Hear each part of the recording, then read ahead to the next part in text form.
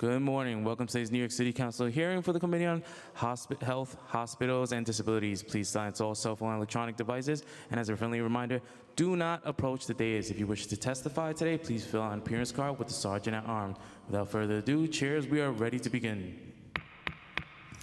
Good morning, everyone. I'm Councilmember Shahana Hanif, Chair of the Committee on Disabilities. I'm a brown woman in my mid-30s, and my hair is tied up. Today I'm wearing black glasses and a white button down, and I'm seated behind a dais. Welcome to this joint oversight hearing with the Committee on Disabilities, Health and Hospitals, on access to reproductive care for New Yorkers with disabilities. We are also hearing a package of legislation, which I will describe shortly.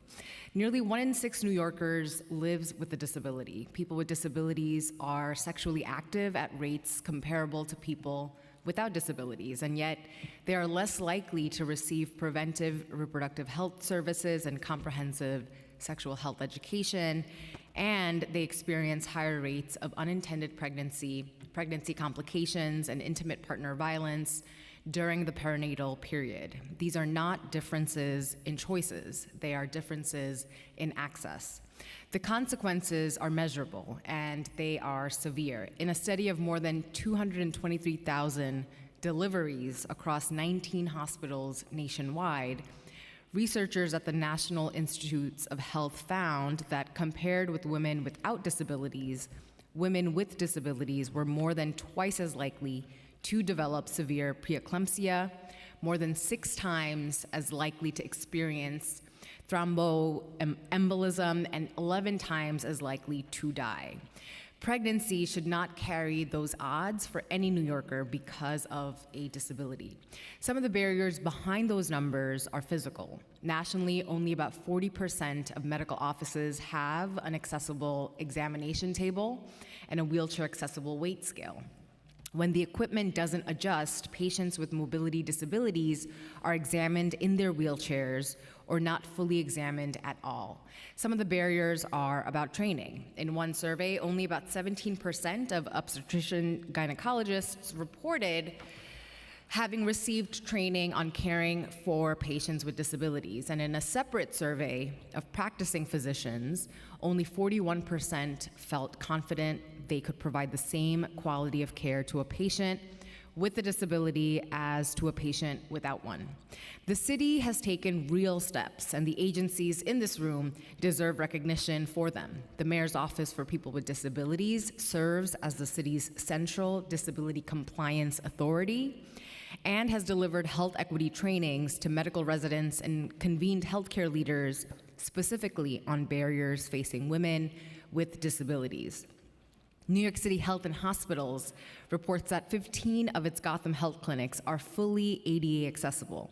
7 offer additional accommodations for patients who are blind, deaf, or hard of hearing, and its Morrisania site houses a fully accessible radiology suite, an $850,000 project built with City Council capital funding.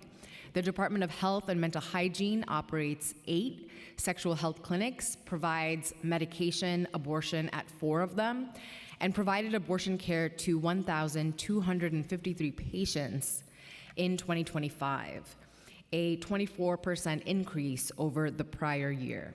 Its abortion access hub has served more than 12,000 people since November 2022, including callers from states where abortion is banned or restricted. This work matters. But now we must contend with federal Medicaid cuts, which are projected to eliminate coverage for an estimated 1.5 million New Yorkers and to cost roughly 34,000 hospital jobs statewide. And the state comptroller has warned that the harm will be most acute at the safety net hospitals in New York City. NYC Health and Hospitals is the nation's largest public health system and the primary safety net provider for low-income and Medicaid-dependent New Yorkers. And New Yorkers with disabilities rely on that system disproportionately. When the safety net is weakened, they are among the first to feel it. There's also a federal deadline bearing down on the city's own facilities. Under a 2024 rule, by August 9th, 2026, Less than 2 months from today, state and local government entities that use examination tables and weight scales must have at least one accessible example of each that meets enforceable federal standards. That deadline applies directly to city-operated health facilities, including health and hospitals and DOHMH's sexual health clinics. And we cannot talk about reproductive access for people with disabilities without addressing the history of reproductive control exercised over them.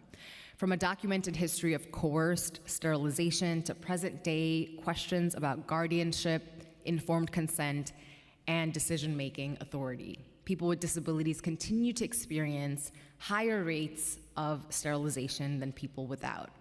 And pending state legislation S3357A1582 would bar providers from presuming that a person with a disability lacks the capacity to consent. Autonomy is part of access. So today we are asking straightforward questions. With the August 9th federal deadline almost here, are the city's own health facilities equipped with accessible diagnostic equipment? And where are the remaining gaps?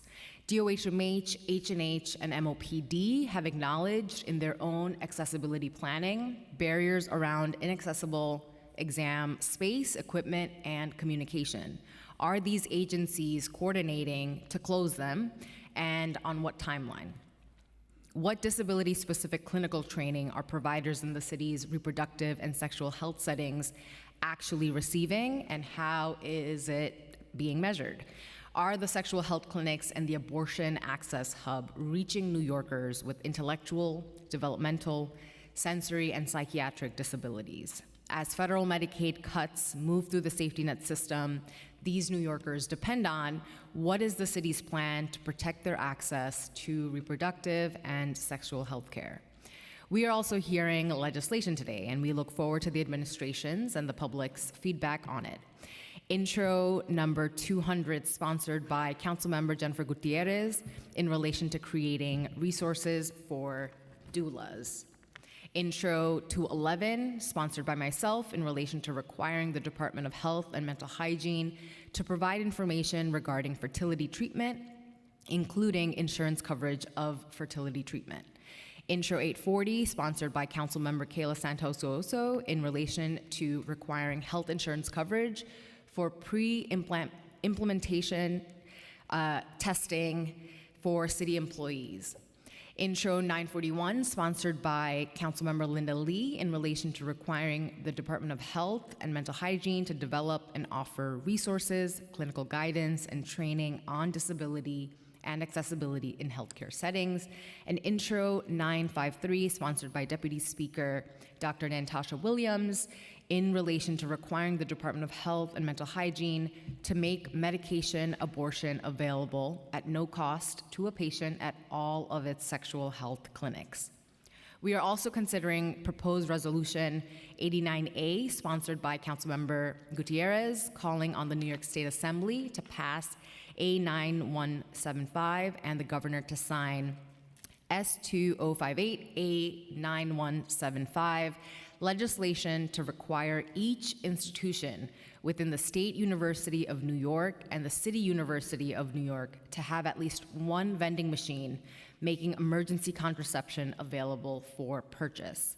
Proposed Reso 108A, sponsored by Councilmember Frank Morano, calling on the New York State Legislature to pass and the governor to sign S5262 A3051, legislation creating a refundable tax credit for up to 3 cycles of in vitro fertilization not covered by insurance. And Reso 447, sponsored by Councilmember Santos-Oso, calling on the New York State Legislature to introduce and pass and the governor to sign legislation to ensure insurance companies cover the cost of pre-implantation genetic testing for aneuploidies. It's a medical term that I'll need to learn how to say. I will now read Health Committee Chair Lynn Shulman's opening statement.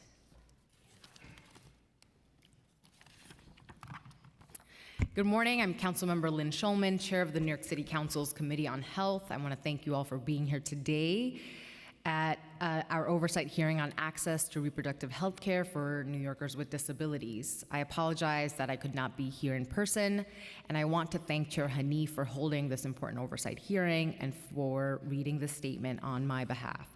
New York City is a beacon in the U.S. and across the globe for providing comprehensive access to high-quality reproductive health care. As the federal government and other states try to roll back the right to bodily autonomy and restrict access to comprehensive and inclusive care, our city has taken a stand to ensure that anyone, no matter who they are, where they come from, and how much they can afford, can access high-quality and non-judgmental care for the full range of reproductive health services they may need. DOHMH is instrumental in this area, providing information and resources for those seeking care and directly providing such care at little to no cost at the department's 6 sexual health clinics located around the city. These clinics provide essential services, including medical evaluations, STI testing and treatment, PrEP consultations, pregnancy tests, emergency contraception, and at some locations, medication abortion. Today's oversight hearing focuses on meaningful access to care, particularly for the disability community. Pursuant to Local Law 12 of 2023, DOHMH developed a 5-year accessibility plan to improve accessibility to its facilities and services across 5 areas: physical access, digital access, effective communication, programmatic access, and workplace inclusion. The plan identifies ongoing accessibility challenges across DOHMH facilities, including inaccessible examination spaces, narrow doorways, insufficient accessible medical equipment, inadequate signage, and barriers associated with aging infrastructure that predates the Americans with Disabilities Act. And as we look to combat rampant misinformation and disinformation in the public health space, we must also ensure that DOHMH's messaging is reaching as many New Yorkers as possible. I look forward to a robust discussion of how DOHMH plans to improve accessibility across its resources and services, including at its sexual health clinics, and how it is more broadly directing resources toward realizing the accessibility goals laid out in the 5-year plan. I also look forward to receiving feedback on the legislation being considered today, the majority of which is in the Health Committee. These include proposals to reduce the costs of IVF process, expand access to medication abortion and emergency contraception, improve the citywide doula program, and educate New Yorkers about fertility treatment and insurance coverage options. All of these bills share the common goal of strengthening and expanding access to the full suite of reproductive and family planning services for all, regardless of ability, income, or gender, and to help build a New York City where families are healthier and feel empowered to make informed decisions about their futures. As I often say at these hearings, healthcare is a human right, but a right is only as meaningful as the ability to act on that right. While I am proud that New York City seeks to protect the rights and dignity of all people to make their own decisions about their healthcare, we must keep fighting to eliminate barriers and to ensure meaningful access to that care. I will conclude by thanking Chair Hanif again for holding this hearing and by thanking the representatives from DOHMH and the administration for being here today. Now I will pass it to Chair Narcisse for her opening statement. Good morning and thank you, Chair. I'm Council Member Ms. Mercedes Narcisse. I'm a Black woman wearing a reddish hair and a green dress. I'm in beige and green flooring dress. I'm happy to be here this morning and talking about something that's very important to all of us and folks that really need our assistance in New York City to improve their lives. So whenever I can, I will be present. Today I was not supposed to be here, but when I have the opportunity, I'm here with you. Thank you to Chair Hanif for convening this important oversight hearing on reproductive health care for New Yorkers with disabilities, and for inviting me and Chair Schulman and to talk about this issue. Before I get deep in the issue, I know you all are New Yorkers. We are very proud of the team. Yes, Knicks did it for us over 50 years. So as New Yorkers, I want to bring that up. Congratulations to the team and all the supporting fans that have been dying to see this moment. So I'm very happy. I had to add that in. Access to reproductive health care remains a critical issue for New Yorkers with disabilities, who often face persistent barriers such as inaccessibility, medical equipment. And I know how important that is as a registered nurse and as well as a provider for healthcare medical equipment for many decades. Limited communication supports is very important.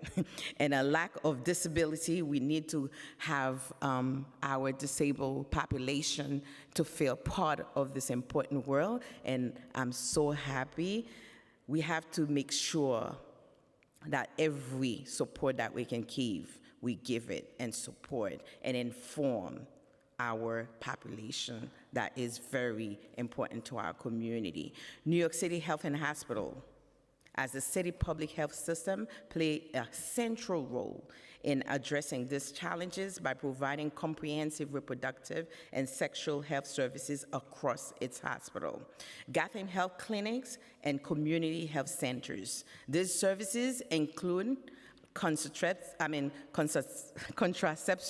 and family planning, pregnancy-related care, abortion counseling and services, and HIV prevention and treatment, all provided regardless of a patient's ability to pay. Over the years, H&H has made great progress in improving accessibility, reporting ADA compliance across its facilities, and ongoing efforts to bring newly acquired sites into full compliance. Several Gotham Health clinics are fully accessible and offer additional accommodation for patients who are blind, deaf, or hard of hearing, alongside investment in infrastructure, assistive technologies, and staff training. These initiatives position H&H as a key provider at the intersection of disability access and reproductive health care in New York City. However, despite these advances, many individuals with disabilities continue to face barriers in finding adequate reproductive and sexual health care due to the limited availability of access equipment and specialized disability-specific care from providers who have received comprehensive training on best practices for training patients with disabilities. These ongoing barriers underscore the need for more targeted disability-informed approaches within reproductive health services so that all New Yorkers can receive the best care possible. Before I conclude, I would like to thank the committee staff for their work in preparing today's hearing. While unfortunately, I have to tell you, I cannot stay long, but I believe the Chair Hanif will do an amazing job and make sure that we're addressing all the issues that need to be addressed. And with your support, we'll do that. I'm committed to this. This is not just now. I'm committed for equitable access to reproductive health care for New Yorkers with disabilities. It remains a priority for me. And like I said, as a registered nurse, I appreciate every aspect that we can do while I'm here to address the needs that I have seen over decades. I look forward to reviewing the hearing and debriefing with my committee staff to further examine these issues and identify ways to improve everyone's lives in New York City. We're part of the city. So thank you, Chair. Thank you, Chair. And now I'll pass it to Councilmember Morano for his opening statement. Thank you, Chair Hanif. Thank you, Chair Narcisse, and all my colleagues on the committees on disabilities, hospitals, and health for hearing Resolution 108 today. At its core, this resolution is about something very simple: whether the opportunity to become a parent should depend on the size of your bank account. And for millions of Americans, infertility isn't some abstract policy issue. It's a medical condition. It's a source of stress. It's a source of heartbreak, uncertainty, disappointment, etc. And for many, in vitro fertilization offers hope. It offers a chance to build the family they've dreamed about for years. But the fact is, hope, at least in the form of IVF, is very expensive. A single cycle of IVF can cost $15,000 to $20,000. For many families, one cycle isn't enough. Some require 2, 3, even more attempts before they're successful. By the time medications, testing, and other associated costs are included, families can find themselves spending tens of thousands of dollars.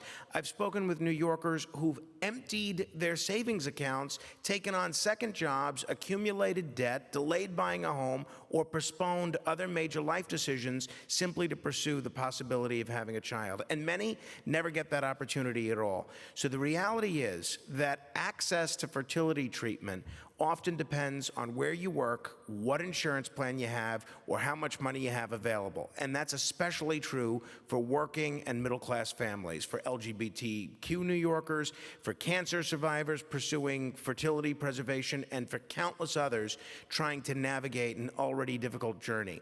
This resolution supports legislation pending in Albany that would establish a refundable tax credit covering up to 75% of eligible out-of-pocket IVF expenses for up to 3 cycles not covered by insurance. That word, refundable, is important. This isn't a benefit reserved for the wealthy. This is designed to provide meaningful relief to the families who need it most. I'm proud that this resolution has attracted support from members across the ideological spectrum in all 5 boroughs. And looking at the sponsor list, you'll find conservatives, progressives, moderates, Democrats, and Republicans. That's because the desire to have a child isn't partisan in the least. The desire to build a family isn't partisan. And this is about recognizing that family formation remains one of the most important goals many people will ever pursue, and that government shouldn't stand idly by while financial barriers place that goal out of reach. So today, the committee has an opportunity to send a message to Albany that New York should do more to support people who want to become parents. So I want to thank all the co-sponsors, including the folks behind me, the committee staff, and everyone who shared their personal stories with us.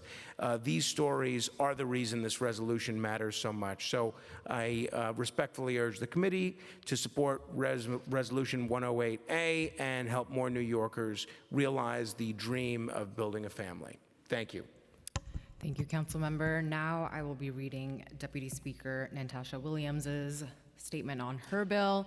Thank you, Chairs Shulman, Narcisse, and Hanif for convening today's oversight hearing on access to reproductive health care for New Yorkers with disabilities, and for hearing Intro 953. I regret that I am unable to be present today, but I appreciate the opportunity to submit the statement in support of my bill.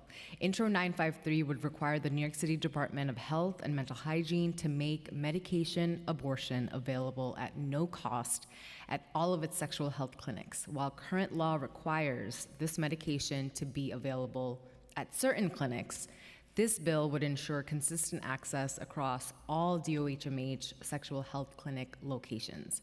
This bill is about access, equity, and consistency in care. Reproductive health care, including abortion care, is essential health care. At a time when reproductive rights continue to be challenged across the country, New York City must remain committed to protecting and expanding access to care.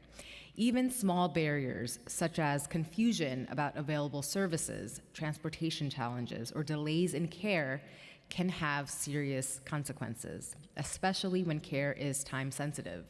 No one should walk into a city-operated sexual health clinic unsure whether they will be able to access the care they need.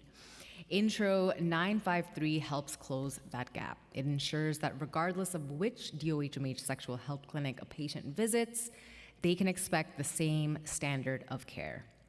Every New Yorker deserves access to safe, timely, and affordable reproductive health care. This legislation helps move us closer to that goal. Reproductive health care is not optional care for New Yorkers with disabilities.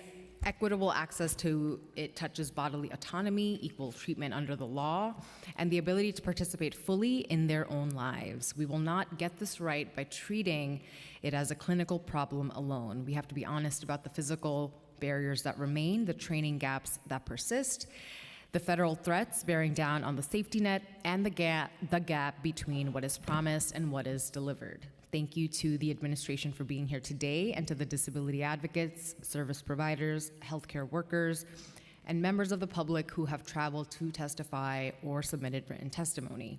Your presence here is an act of self-advocacy, and we do not take it for granted. Thank you to all of the staff who made today's hearing possible, including Disabilities Committee staff, Senior Legislative Counsel Sarah Sucher, and Senior Legislative Policy Analyst Chloe Rivera, Matt, my Chief of Staff, and Anisha, our Legislative Fellow. I also want to recognize the council members joining us in person and remotely. Council members De La Rosa, Wilson, Morano, Marte, Epstein, Ariola, Brooks Powers, Aldebal, and Nurse. I will now pass the mic to the committee counsel to administer the oath to members of the administration prior to their testimony. Will you please raise your right hand and respond verbally with "I do"?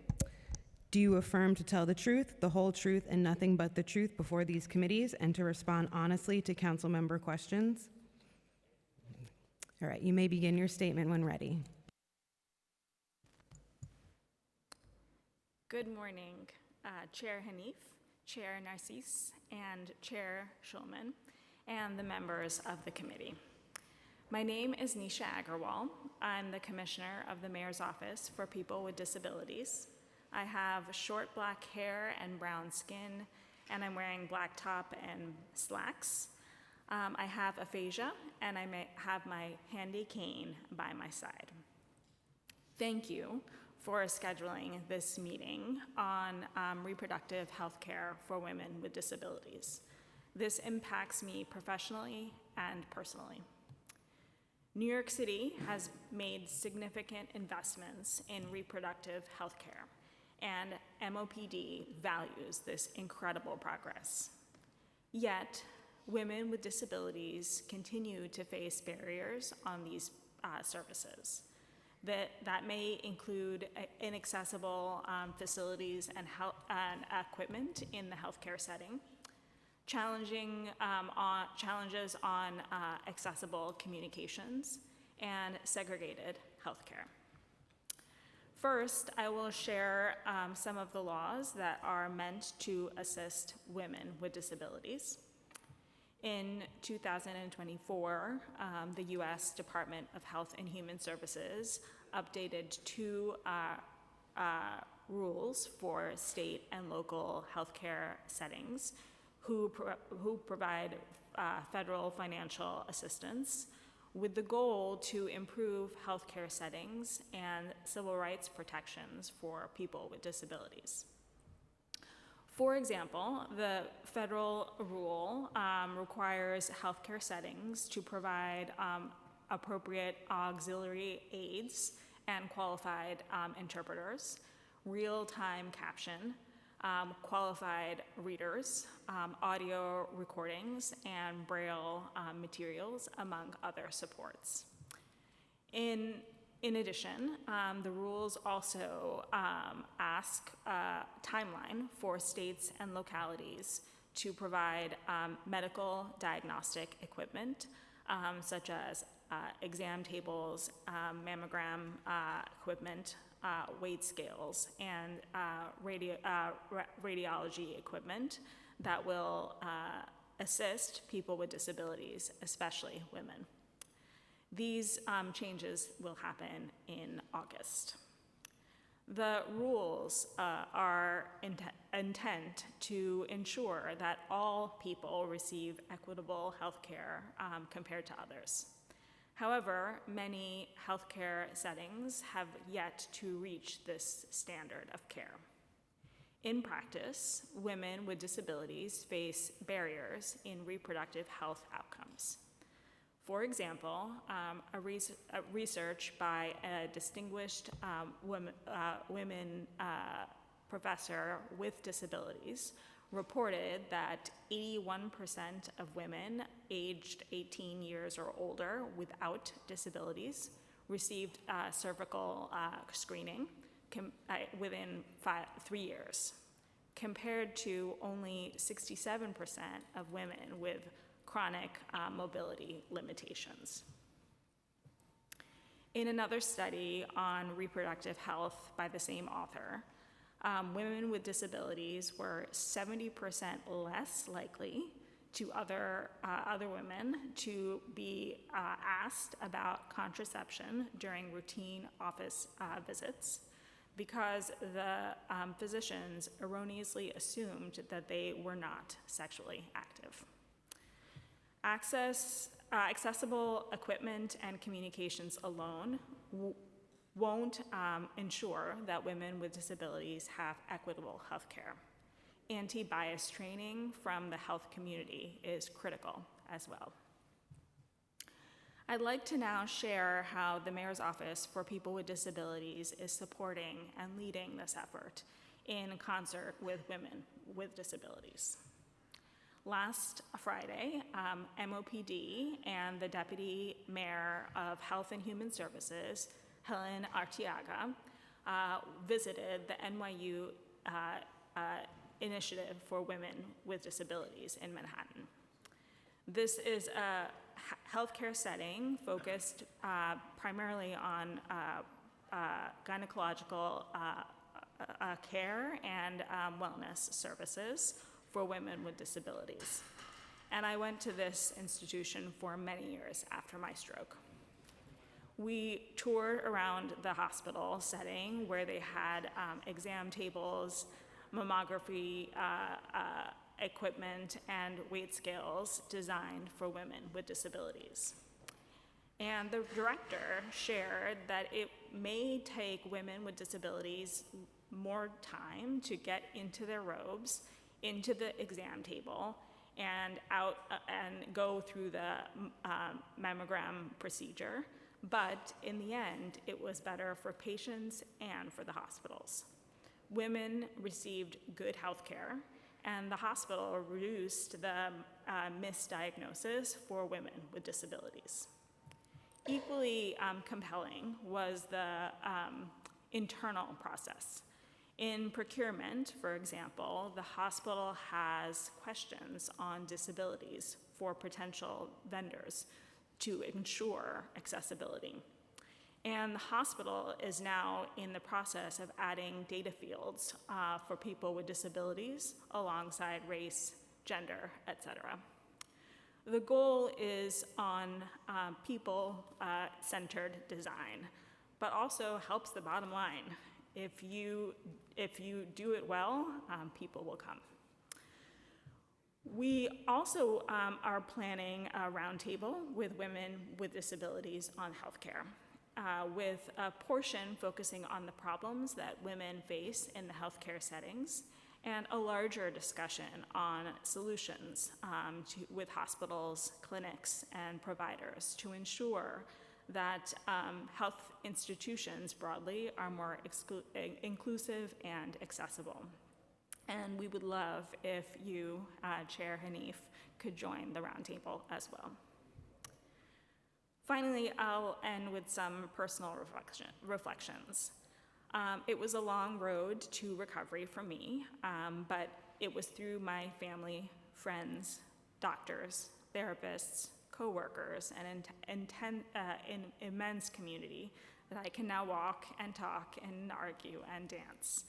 And I am very lucky for having that. But this is also my privilege. As a commissioner, I got access to every doctor, every therapist, people at the highest level to help me recover.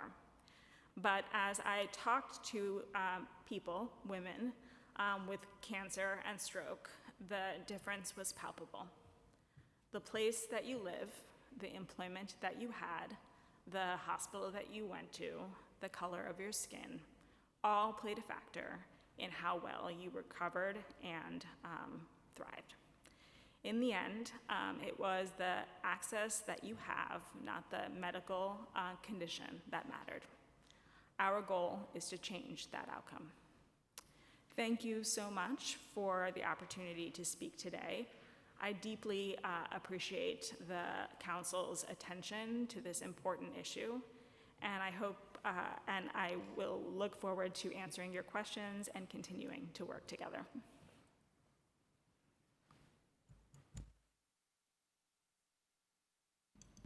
Go for it. Good morning. Good morning, Chair Sharman, Chair Narcisse, Chair Hanif, and members of the committee. I'm Joaquin Aracena. I'm the Assistant Commissioner for the Bureau of Public Health Clinics at the New York City Department of Health and Mental Hygiene. I sit here, Hispanic male, short hair, blue suit, pink and blue polka dot tie, pink and blue polka dot pocket square, and joined today with me is Amanda Alvarado, the Health Department Director of Accessibility and Disability Services Facilitator.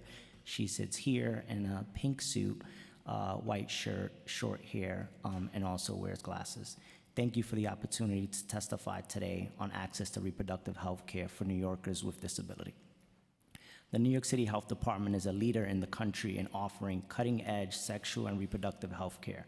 Our 6 sexual health clinics offers a suite of low to no cost sexual and reproductive health services to people ages 12 and older. Regardless of ability, immigration status, or insurance status, to expand access to care, we also offer telemedicine services through our sexual health clinics hotline.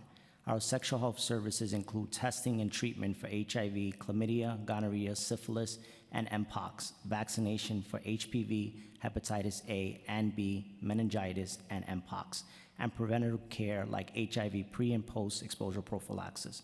Our reproductive health services encompasses contraception, including emergency contraception and medication abortion. Most of our services are available without an appointment. We're always working to improve and expand our clinic services to better meet our patients' needs, recognizing our clinics are a gateway to healthcare for many New Yorkers. We also offer linkage to healthcare providers and other resources, including through on-site licensed social workers. Our sexual health clinics are the safety net of the safety net, reaching many people who have been historically disenfranchised by the healthcare system. Of patients seen in 2025, over half reside in tree neighborhoods. Over 2/3 reported being uninsured, and nearly 3/4 were person of color. The department is unwavering in our commitment to providing low to no cost services and creating safe, affirming spaces for all New Yorkers. Everyone deserves access to compassionate care without barriers. Over the past several years, the New York City Health Department has made significant progress towards improving accessibility of our services to the public, as well as the internal reform to make the agency more accessible to staff members with disability. While we have much to accomplish, we are proud to be leading these efforts, which include evaluating signage at health department facilities and implementing accessible signage, developing and implementing disability justice trainings, and renovating buildings for enhanced accessibility. Our sexual health clinics buildings are physically accessible, and we are making them compliant with the ADA Act as we renovate and retrofit spaces. Turning to the legislation under consideration today, Introduction 200 would require us to develop a doula bill of rights, as well as the submission form to receive feedback from doulas. The bill would also establish a doula advisory council to study the work of doulas in the city. We support the intent of this legislation and share the council's goals. We are still assessing the implementation needed for this legislation and its operational impact. We look forward to continuing the conversation. Introduction 211 will require us to conduct a public education and outreach campaign on fertility treatment, including insurance coverage. The New York City Health Department is committed to ensuring that New Yorkers have access to accurate, timely information and services that support their sexual and reproductive health. While the department plays an important role in connecting New Yorkers to reproductive care, services are primarily delivered through external healthcare providers. health systems, and insurance plans. The department does not provide fertility services nor have expertise to provide information to the public. Additionally, insurance coverage and eligibility requirements can vary significantly across Medicaid managed care plans and private insurers, creating challenges in providing information to the public. We are happy to discuss this further after the hearing. Next, Pre-Introduction 2060 would require us to create a disability, competency, and accessibility training program, as well as educational resources for healthcare providers and patients regarding disability-related healthcare rights and resources. The department supports the intent of this legislation. However, we have no oversight role of healthcare providers in New York City as they are regulated by the state. Further, the development of comprehensive evidence-informed training, curriculum, stakeholders, and engagement processes. Ongoing program administrations would require subject matter experts that we do not have. Lastly, Pre-Introduction 2088 would require us to provide medication abortion at no cost to patients at all of our sexual health clinics. We support expanding access to medication abortion for New Yorkers alongside our full suite of sexual and reproductive health services. We do have operational concerns that we hope to discuss with the council, including hiring challenges and constraints on physical space. We thank the council for your commitment while we share to supporting and improving reproductive health care for New Yorkers with disabilities. Thank you for your attention. I'm happy to take your questions. Thank you. Good morning. Good morning, Chair Hanif, Narcisse, and members of the Committee on Hospitals, Disabilities, and Health. I am Dr. Wendy Wilcox, Chief Women's Health Officer of New York City Health and Hospitals, System Chief of Obstetrics and Gynecology, and Chief of OBGYN at New York City Health and Hospitals Woodhull Hospital. I am a Black woman wearing black-rimmed glasses and a red suit. I have been with New York City Health and Hospitals for over 15 years, working at acute care centers, which include Jacobi, North Central Bronx, and Kings County. I am also joined by New York City Health and Hospitals Chief Diversity, Equity, and Inclusion Officer, Dr. Ivelisse Mendez-Yustiano. She is a light-skinned Hispanic female wearing a blue suit and orange shirt. At New York City Health and Hospitals, also known as H&H or referred to as the system, our commitment is to excellence in healthcare. Built on a foundation of social and racial equity, H&H is led by standards known as ICARE, which stands for integrity, compassion, accountability, respect, and excellence. With this ethos as a guidepost, clinical and non-clinical staff strive to ensure that all New Yorkers who walk through our system's doors are treated with dignity throughout their care experience. No exceptions. Historically, people with disabilities have faced elevated stigma and bias across healthcare systems, including sexual and reproductive health.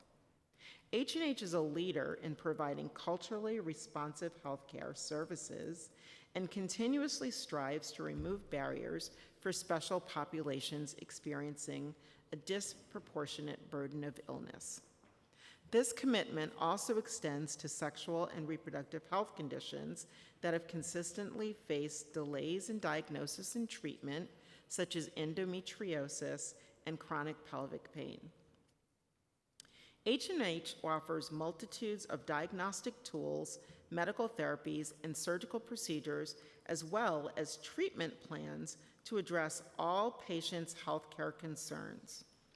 Patients who seek sexual and reproductive health care are met with a robust team of clinical staff, including specialized physicians, surgeons, nurses, mental health providers, and social workers to meet patients where they are in all of their sexual and reproductive, or in their sexual and reproductive healthcare journey.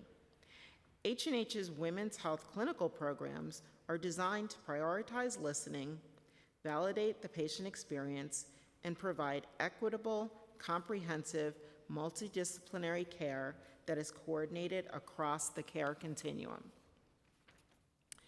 H&H has a comprehensive obstetrics and gynecology program that provides evidence-based, compassionate care to help patients achieve their sexual and reproductive health goals.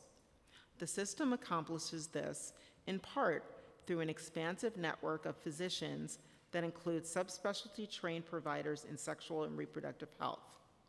Whether a patient with complex medical conditions is seeking counseling on contraceptive options, prenatal care, adoption, or abortion care, H&H staff provide care consistent with New York City's Sexual and Reproductive Health Care Bill of Rights, as well as New York State's Hospital Patient Bill of Rights.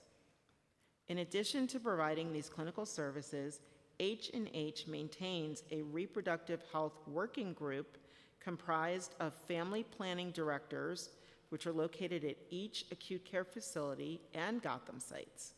This working group focuses on troubleshooting everyday clinical issues to develop system-wide standards and guidance, allowing for challenges noted at one facility to be brought to the group to proactively address them across the system.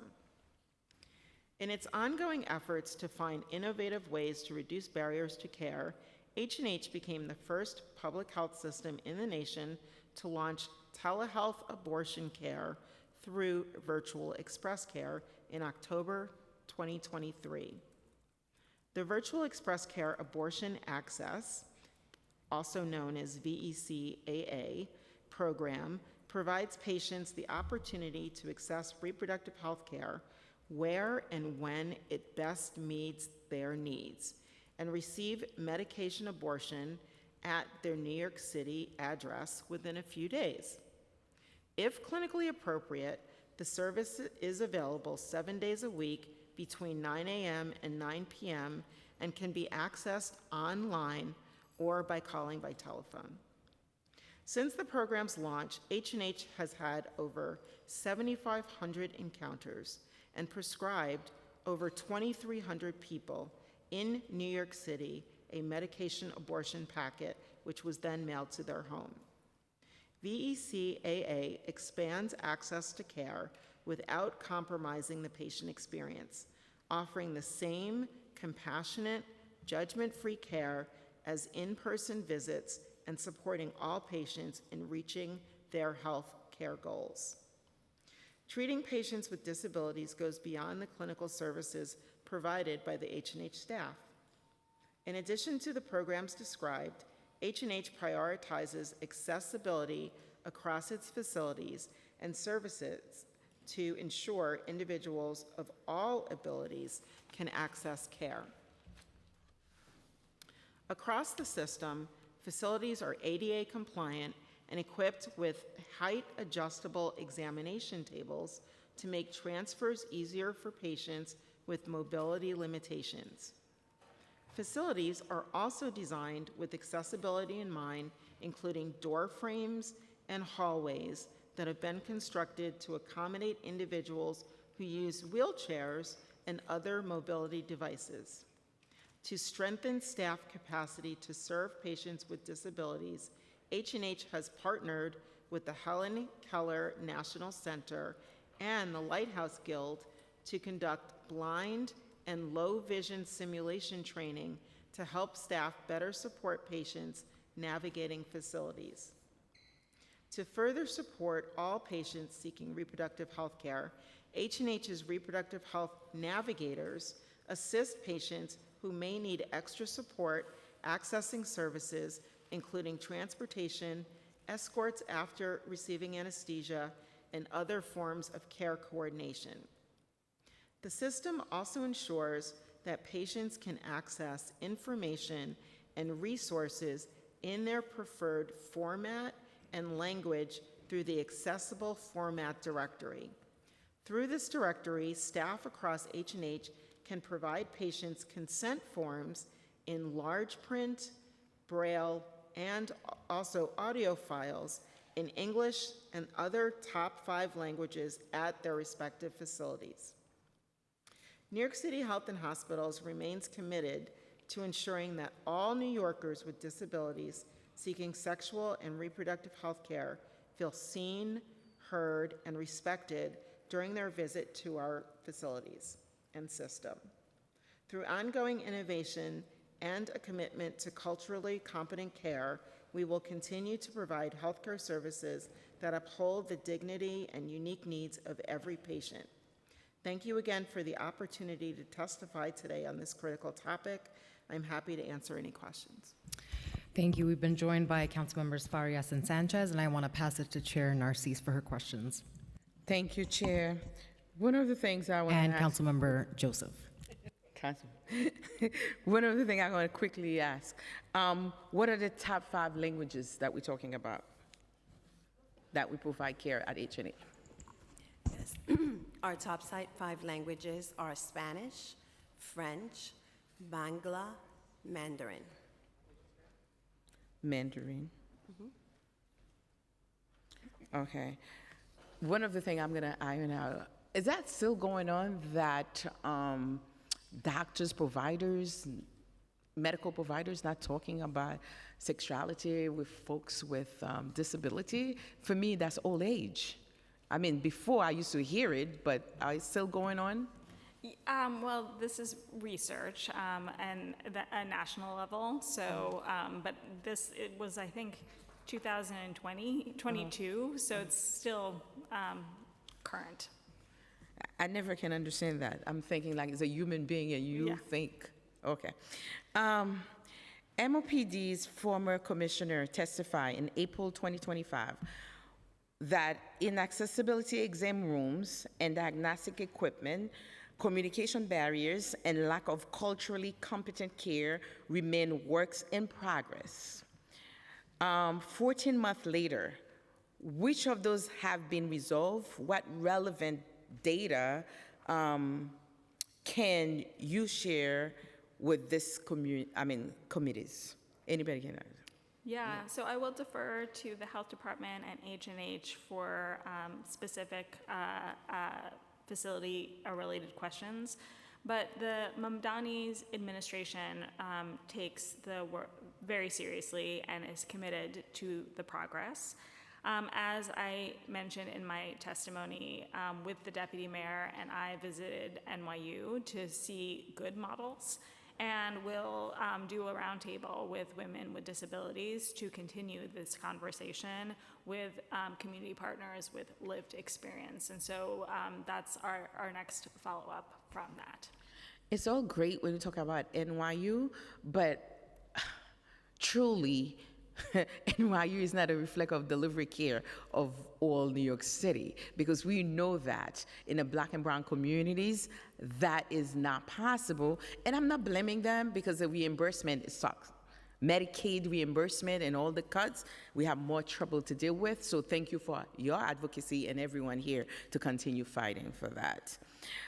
As of today, how many of DOH-MH facilities and how many H&H sites meet the requirement? How many facilities and sites do not currently meet that requirement? I can speak on behalf of the Health Department. All of our sexual health clinics that are currently operating do have ADA compliant power beds, ADA compliant phlebotomy chairs. So we are meeting that compliant regarding the services we're providing. As of for the scales, all of our services that we do provide don't require assessing for weight.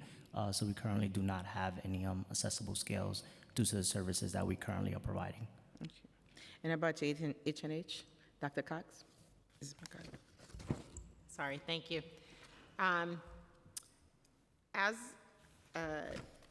Health and Hospitals complies with all state, local, and federal requirements related to the ADA.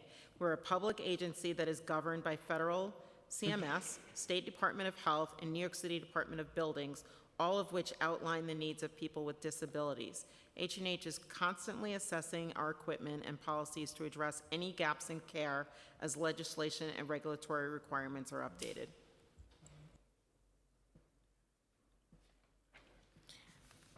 We can dive into it a little deeper, but for now, I'll do to your knowledge, or H&H, what capital investment has H&H committed specifically for MDE and structural accessibility fixes such as doorway width and examining room. So H&H, as stated previously, complies with all state, local, and federal requirements related to the ADA. As I said previously, we're a public agency governed by federal CMS, State Department of Health, and New York City Department of Buildings, all of which outline the needs of people with disabilities. All H&H facilities have hallways that are large enough and do not restrict travel with wheelchairs. All H&H hallways have handrails to assist people that need more stability when walking. All H&H bathrooms have accommodations such as wider stalls, heightened toilets, and insulated piping below sinks. Access ramps are installed in all H&H buildings to facilitate movement throughout. Elevators are easily operated and have ADA compliant controls. There are also instances where we make accommodations for people with additional needs that are not addressed by building code, such as ergonomic furniture, lighting upgrades, and automatic doors. Okay. You're talking about all the buildings are wheelchair accessible, all the, you can access all of them? Because there's some old building that I know, some old structure that you have been limited to upgrade. So I'm going to leave it as this because the chair probably will go dive into those more. Since I have to run, guys, so I'll go to accessible medical diagnostic equipment, or MDE, is a critical component for equitable reproductive and maternal health care. Do any H&H labor and delivery units and prenatal clinics have accessible MDE and accessible birth rooms? So yes, we have accessible MDE and accessible birth rooms across our system, and our birthing beds are designed for safe, flexible childbirth care, and so it does allow for height adjustment for easy transfer across, from the bed to other modalities. Also, built-in grips and a labor bar for additional comfort and leverage during delivery. So we have tried to accommodate for that. What specific accommodation exists for patients who use wheelchairs or have limited mobility during labor? I'm sorry, please explain that. What specific accommodation exists for patients who use wheelchairs or have limited mobility during labor? You start talking about it, but I just want to be specific. Okay, thank you. So are you talking about like transfer from the wheelchair to the bed so that the bed is height adjustable to allow for easier transfer? Yeah, like if, for instance, let me go. So if a patient with disability, sometimes it's not all disabilities as a lot. There's different part of things that may be not, working. So maybe the limb, it can be something else, it can be the back where the person can move. So do you have all the equipment required to make that person from the transferring, from even be in that bed, in that stretcher? So our staff is highly trained and would absolutely assist the patient in transfer. Okay. And one of the things, because I used to sell DME, I was a provider for DME. One of the things that always came across is just like some chairs are limited in size, you don't have all the size, your doors are restrictive. I've been there, done it, registered nurse and selling DME. So that's the reason I'm going with that question with you. Those chairs are provided are really suitable for all sizes. Do you have all sizes across the board? We absolutely do. This was taken care of a while ago where we have wheelchairs that are able to accept certainly higher weights, as well as birthing beds and OR tables that are able The to. tables are too. Okay, thank you. H&H Obstetric staff trained, you said they all trained, so I don't have to ask you. They're all trained and able to provide care for any disability that a person may have. So all H&H staff is provided with disability awareness trainings.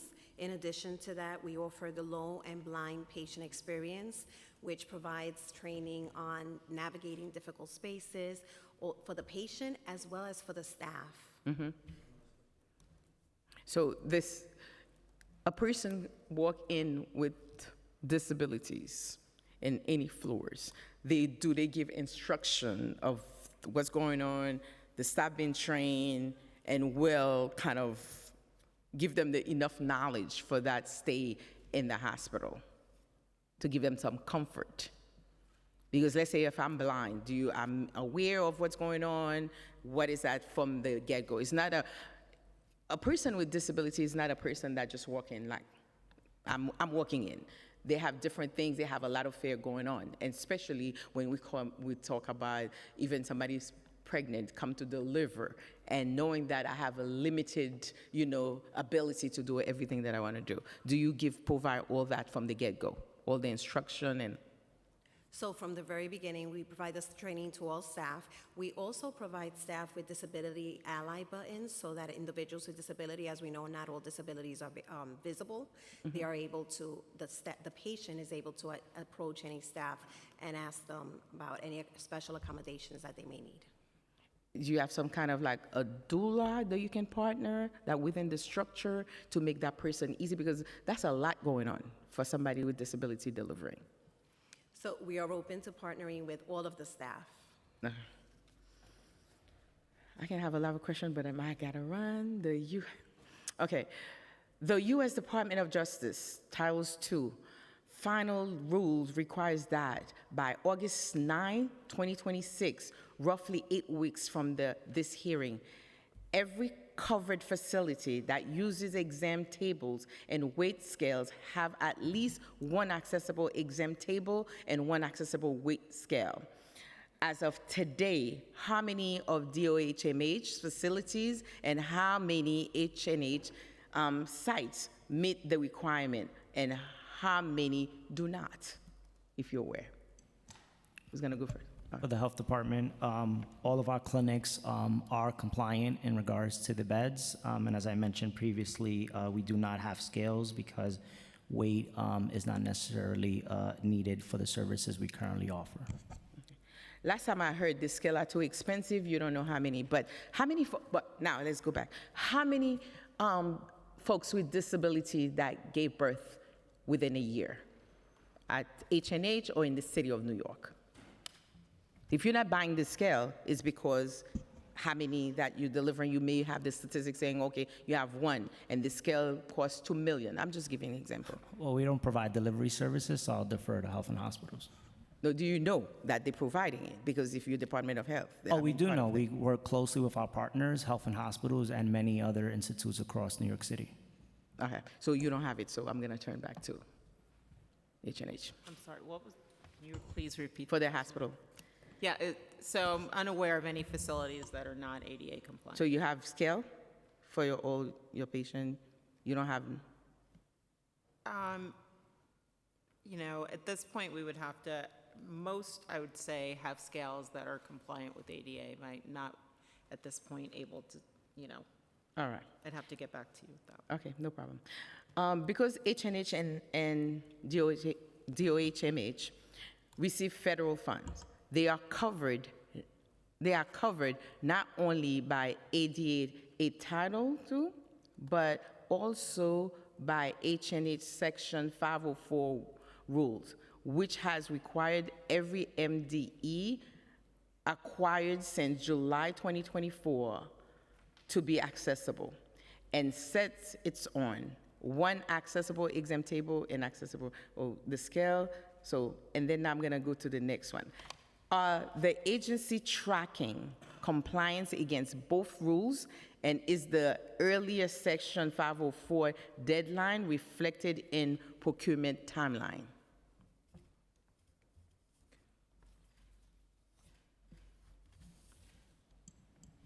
So I do know that we are tracking compliance against both rules and that we are complying with them.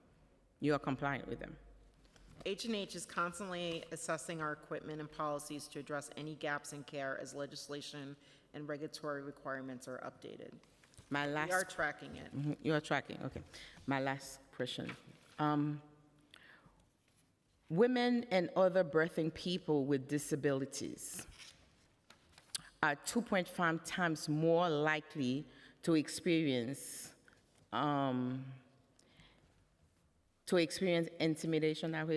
intimate partner violence, IPV, in the year before and during pregnancy.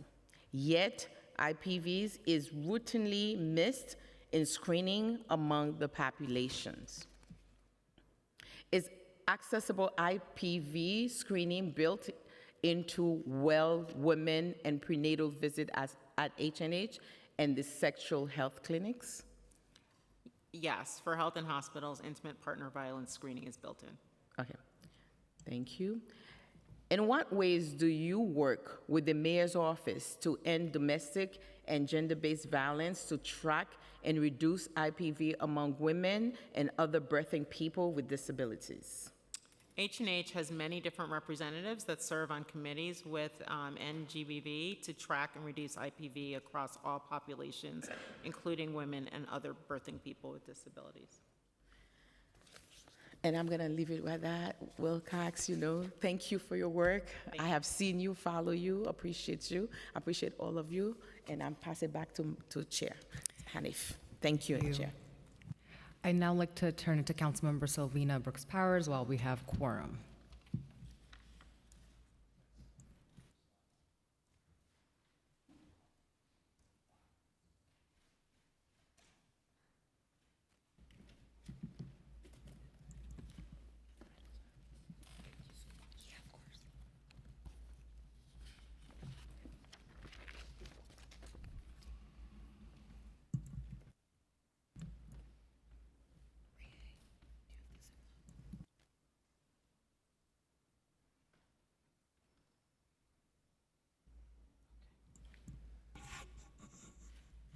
Hi, good morning. Chair, can you hear me? Yes. Perfect. And thank you for the testimonies to the agencies present. I just want to ask 3 quick questions, and I'll just ask them at one time in the interest of time. The first is, many New Yorkers with disabilities continue to report barriers when accessing reproductive health care, including inaccessible facilities, medical equipment, and provider training. What specific steps are health and hospitals and DOHMH taken to ensure that reproductive health services, including prenatal care, fertility treatment, and abortion care, are fully accessible to patients with disabilities? Next, Black women in New York City continue to experience disproportionately high rates of maternal mortality and severe maternal morbidity. How are the city's reproductive health initiatives, including the doula services, fertility programs, and sexual health clinics, being targeted towards communities experiencing the greatest maternal health disparities? And how will success be measured? And lastly, residents of geographically isolated communities, including the Rockaway Peninsula, often face significant barriers to accessing specialty healthcare services. How are health and hospitals and DOHMH evaluating whether reproductive health care services, including abortion care, fertility services, and maternal health supports, are equitably accessible across all boroughs and neighborhoods, and what gaps have been identified in Southeast Queens and the Rockaways in terms of services from your agencies? Thank you, chairs. Were you all able to get that? I mean, I think it'd be easier to answer them one by one. Go for it. Absolutely, yep. Oh, but if you could just ask it one, I'm sorry. Again, it just, first question, Okay. please. I'm so Sorry. So the first one is, many New Yorkers with disabilities continue to report barriers when accessing reproductive health care, including inaccessible facilities, medical equipment, and provider training. What specific steps are Health and Hospitals and DOH-MH taking to ensure that reproductive health services, including prenatal care, fertility treatment, and abortion care, are fully accessible to patients with disabilities? So for health and hospitals, we provide care to all patients, irrespective of ability to pay. And certainly, I thought we had earlier outlined how we have, telehealth abortion services. We have services for patients with limited sight. We have services for patients with limited mobility. We have people participating on with our reproductive working group to identify site-specific issues and then bring them across the system. We abide by our eye care values. We have trainings that people have to do on an annual basis in terms of anti-bias training. So I would say that all of that would work toward ensuring that we are offering care to all patients, including people with disabilities. Thank you for that. And Black women in New York City continue to experience disproportionately high rates of maternal mortality and severe maternal morbidity. How are the city's reproductive health initiatives, including doula services, fertility programs, and sexual health clinics, being targeted toward communities experiencing the greatest maternal health disparities, and how will success be measured?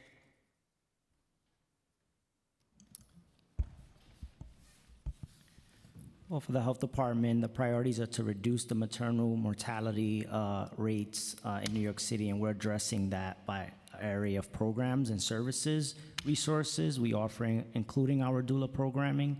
We definitely support the intent of the support and with our partners. So we are continuing assessing, and we do conduct trainings for our staff as well, and we do have greeters along our clinics to really assess those needs, but most importantly, collaborate with our partners as well for those additional services when required. For health and hospitals, I'll say that we have long been aware of the disparities in maternal mortality and severe maternal morbidity. All of our acute care facilities for prenatal patients have something called the maternal home, which really offers wrap-around services to patients with identified needs for either behavioral health issues, complex clinical care issues, or identified social determinants of health. And through that care navigation, Health and Hospitals is the largest referral source for the citywide doula program, the Nurse Family Partnership, and other community-based organizations that help patients. Thank you for that as well. And then lastly, residents of geographically isolated communities, including the Rockaway Peninsula, often face significant barriers to accessing specialty healthcare services. How are Health and Hospitals and DOH-MH evaluating whether reproductive healthcare services, including abortion care, fertility services, and maternal health supports, are equitably accessible across all boroughs and neighborhoods? And what gaps have been identified in the Rockaways and Southeast Queens? And I'll just, share from a personal experience myself, having gone through fertility treatment and also just through prenatal care. I often found myself having to go to Manhattan for certain treatments and Long Island for care, as opposed to being able to go locally in the neighborhood. And those were even with largely private medical institutions, because there wasn't really a presence from the city health institutions. So I'm just interested in terms of how these two entities are evaluating whether reproductive healthcare services, like what those look like and what gaps have been identified and what's the plan of action to address those? I can go first for the health department. So reproductive health and abortion are cornerstones of our basic health care, and access to those services is a public health priority. We are committed to protecting abortion and reproductive health care services for anyone who needs them. We do have our hub, that is a confidential hotline that connects callers to abortion care and related services. And fertility treatments as well. As for fertility treatment, we do not provide. I could defer to health and hospitals in regards to fertility treatment. And before Health and Hospitals chimed in, I'm sorry, when you talk about the abortion services and the hotline, could you tell me what the nearest location, if someone needed that type of care, would be for someone out of Southeast Queens and the Rockaways? Would they have to go into Manhattan? Would they have to go to Northern Queens or Brooklyn? Like, where would they have to go to actually get these services? Well, through the Abortion Access Hub, we connect them through various partners, not just the sexual health clinics. So we also depend on our health and hospitals as well. And many times when needed, we utilize their Virtual Express for medication abortion as well. So at times they necessarily may not have to come in to the city depending on the type of services that they're seeking. So we do coordinate based on their needs. But if someone is seeking an abortion, they likely would have to. Because the only presence of Health and Hospitals we have a Gotham Center in Springfield Gardens, and we have a Gotham Center that is being built in Far Rockaway, which I don't believe this service, as of right now, is going to be one of those administered. So where would the nearest one be? And Councilmember, if you could wrap up. Yes, I'm sorry, Chair. So as I mentioned, I don't have the list of all the, but we can assess them through the NYC Health Map. And we do work with various partners throughout the city, including in Queens. And again, for those necessarily that may not travel, we heavily depend on Health and Hospitals for the telemed medication abortion option. Thank you. Chair, I know Health and Hospitals was going to answer. Can they answer, and that'll be it? Go for it. Yeah. Sure. Thank you. So telehealth abortion is located all over the city, and we certainly receive referrals from the abortion health helpline. I will say that all of our acute care facilities, so we have 2 in Queens, Elmhurst and Queens Hospital, do offer procedural abortions if that is needed. In terms of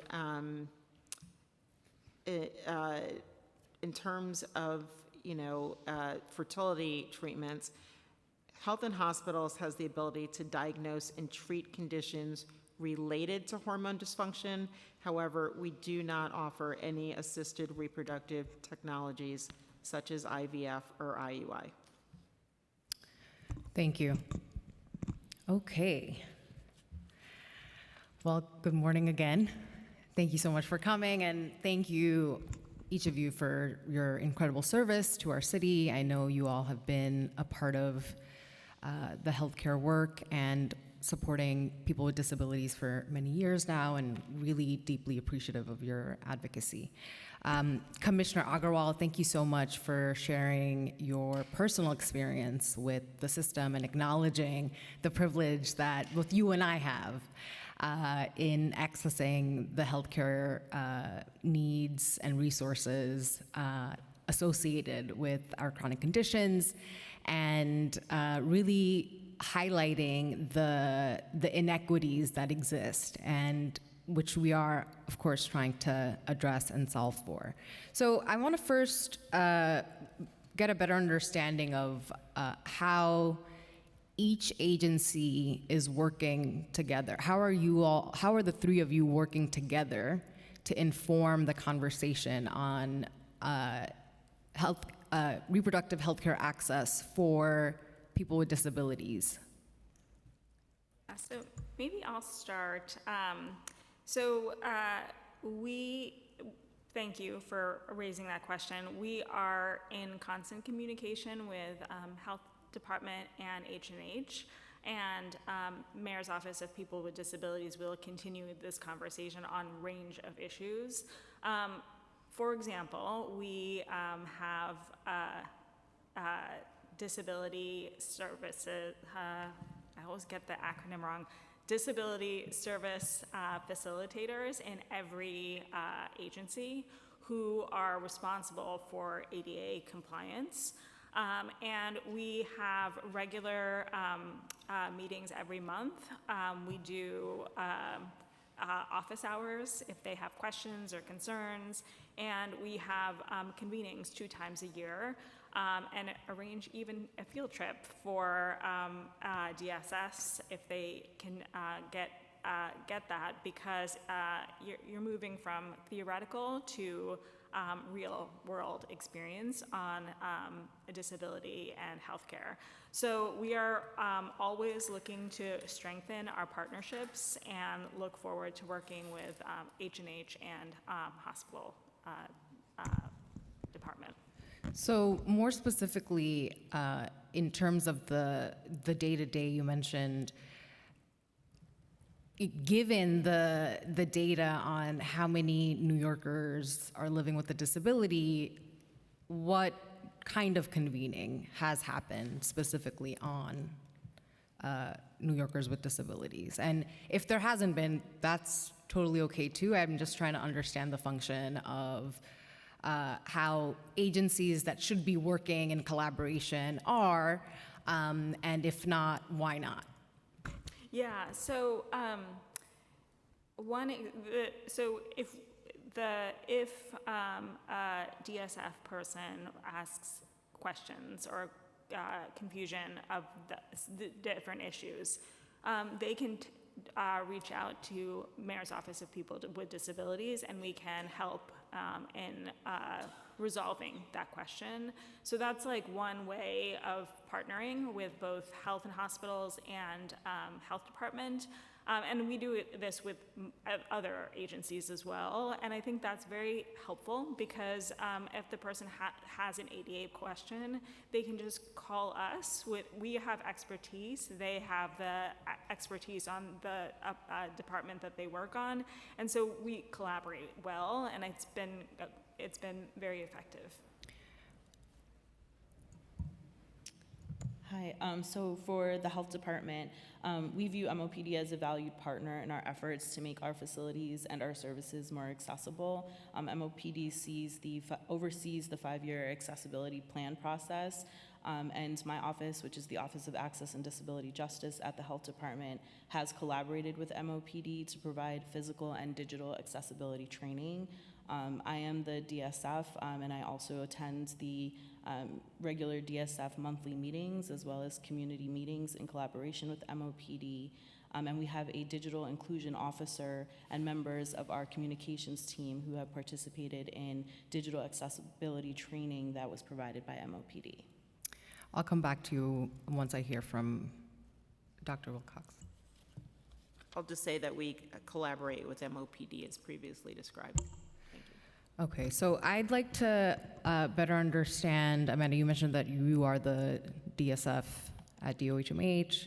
What are your responsibilities? Sure.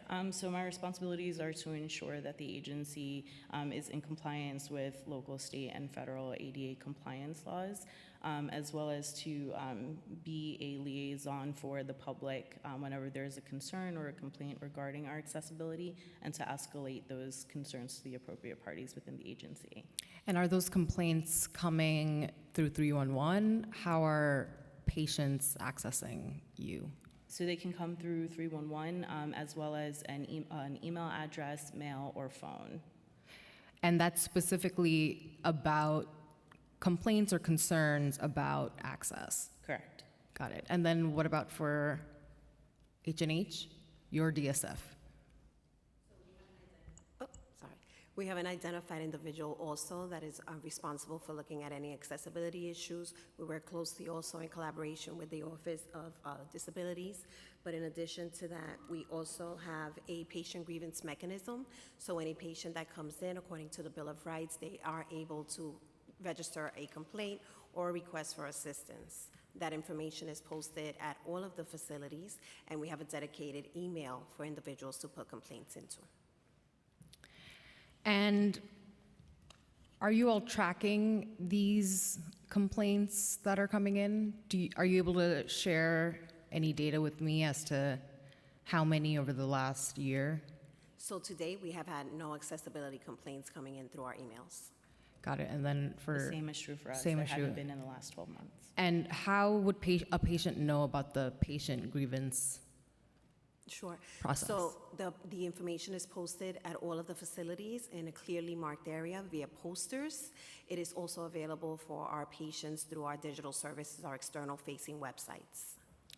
Got it. So it's not such that a doctor interfacing a patient would be sharing, here's how you can access.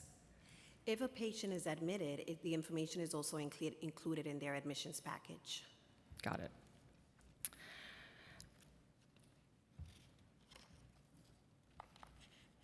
I want to come to DOHMH for my bill on fertility treatment information to New Yorkers. You mentioned that DOHMH does not have expertise in the area. Could you just elaborate?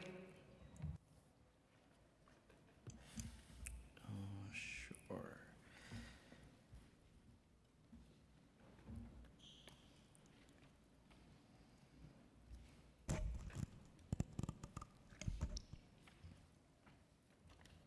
So the primary barriers really for us in fertility care is the limitations that necessarily we have in access and outcomes, referrals and diagnosis.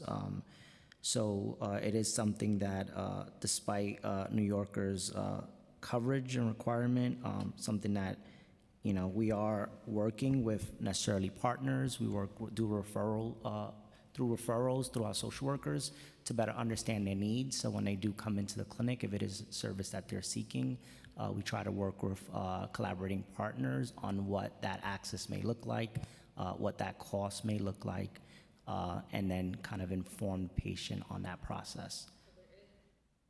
So there is some in-house kind of interaction available. It's more of us being like the referral pathway. So we're the entry point for individuals and try to be the referral pathway on what's assessed, on what's available throughout the city. And it's not necessarily saying, giving a referral, but rather listing out options available. Correct. Got it. And is anything distributed during that communication? No, it's more we try to make warm handoff via phone. Social worker tries to assess, the capability or ability to make those referrals based on what's available.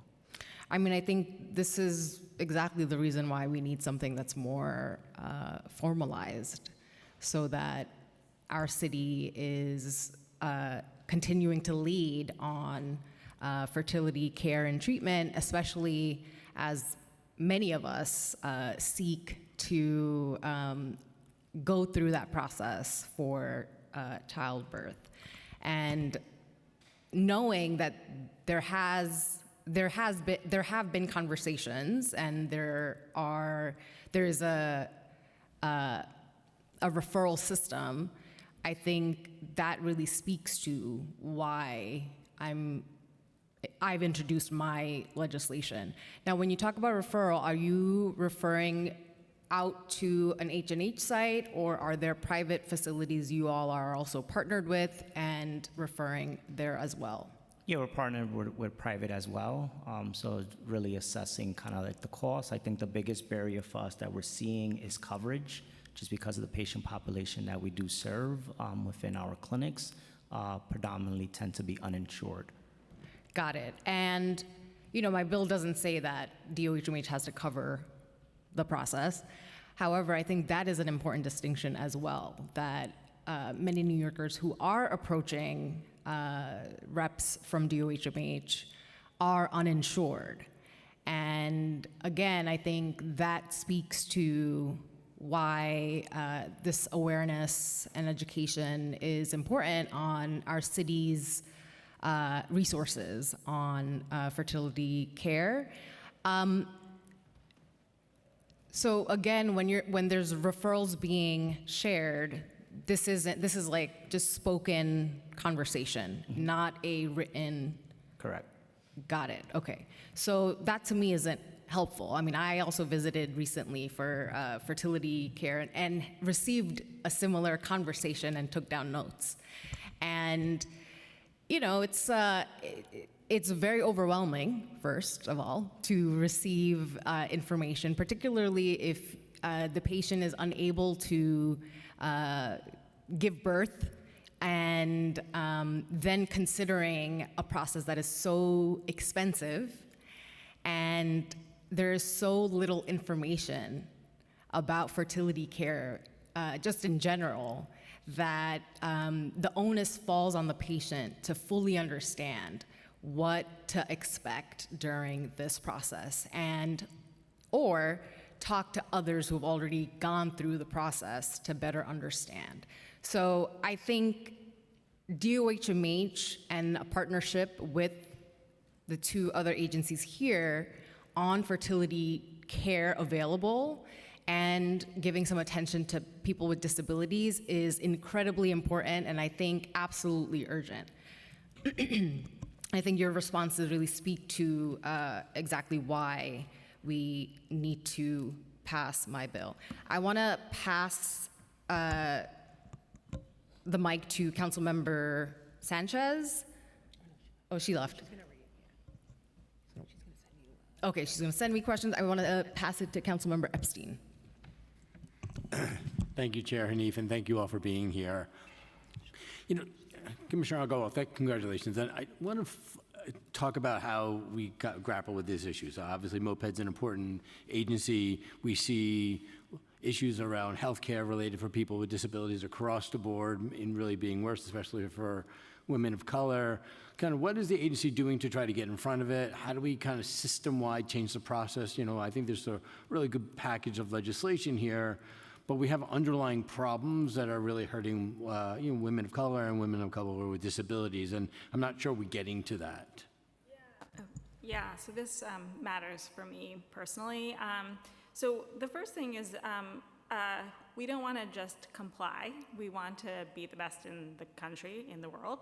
And so like best practices in health and hospitals, in health department, and other agencies like NYU. It was really remarkable to see that any woman could walk in and get the care they needed, and it affects the bottom line. And so I think that's very important, is like sharing the best practices. And then we're doing a roundtable with women with disabilities, primarily people of color, to explain some of the problems, but we wanted to focus on the solutions for hospitals, doctors, facilitators at every level. And then we're gonna use the next steps at the end of that is like, how are we gonna move forward to move this problem ahead? And like that, it takes time, it's organizing, but we're trying to create a system where it is not just compliance, but it's world-class. Is part of the plan to encourage people to be hiring or setting requirements of hiring people with disabilities so they're more sensitive to those issues? Like, what gets us over this? You know, I appreciate the roundtable and I appreciate the work there, but hopefully that roundtable will come up with real concrete solutions about how we kind of broach this problem. Yeah, and I think also like we do employment, and we do that for job seekers and employers, and recognizing that people with disabilities want employment. And so having the interconnected work for healthcare and employment, for example, is a great strategy to move forward. Do you think that could include requiring or having set-asides for those, for people of color with disabilities or people with disabilities to make sure those entry roads are in our government jobs? Yeah, and so we work with DCAS on 55A, which is city jobs for people with disabilities that don't require an exam.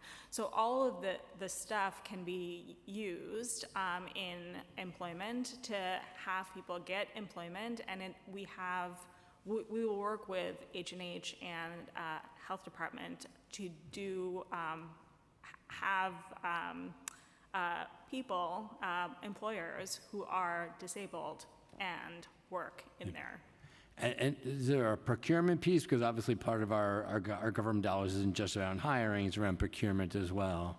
Yeah, so we're not involved in the procurement, so I can't share that information, but we can talk to the OMB on that. I would love, because obviously that's a really good opportunity as well to then, not just in our hiring, but whatever we're procuring allows like this to be infused within our network. And in some ways, like to get to these issues requires, I think, a real sensitivity that unfortunately in our current system doesn't exist. Yeah, and I mean, I think like in your district, there are Tanya Towers where there's a huge amount of deaf people, and like working with city council members is crucial to like partnering our agencies and our city council members. Yeah, well, I would love to go there with you. Yes.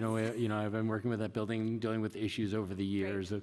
Love that partnership, but also expanded opportunities on this kind of reproductive health issues to kind of be a partner on that as well. Thank you. Thank you very much. Thank you, Chair, for the time. Thank you, Councilmember. So with the Local Law 12 of 2023, every agency needs to publish an annual accessibility progress report and then submit it to MOPED. With the August 9th medical diagnostic equipment deadline looming, is MOPED specifically tracking health agencies' MDE compliance through that reporting framework, and would MOPD share that reporting to these committees? Yes, so we're not, we don't get the information to MOPED, but we work with H&H and hospital health department all the time, and we will continue that progress. So you're saying the accessibility progress report is not supposed to be submitted to MOPED? It is not. Got it. Do you know where it is being submitted?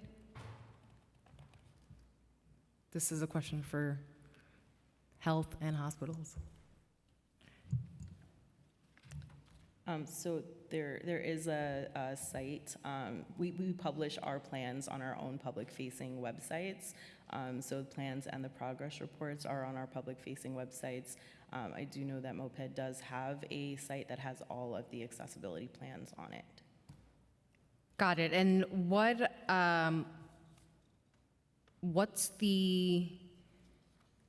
how are you all doing with the upcoming deadline?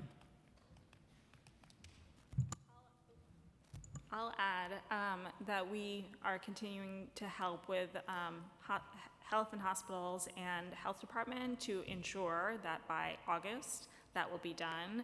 And so after this meeting, certainly, and before, we're going to continue to meet this deadline, but it's not just meeting the deadline, like moving forward to make our city more accessible with women with disabilities.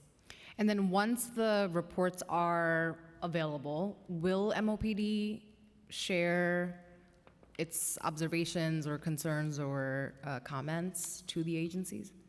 We can share that with you because, again, it's very important for me that we're doing not just compliant, but getting better at doing that. And so everything from the roundtable to this rule, all that stuff will get more involved with my leadership. For DOHMH, what is informing the accessibility progress report? So we developed an accessibility committee that has representatives from all across the agency. and those 30 representatives help to inform the progress that we have made and any gaps that remain. And we also work in collaboration with any of those concerns or complaints that come through my office to ensure that they get incorporated into our accessibility plan. That's great. So there's an additional committee working with the agency. Correct. It's representatives from within the agency. Within the agency, wonderful. And then what about for health and hospitals?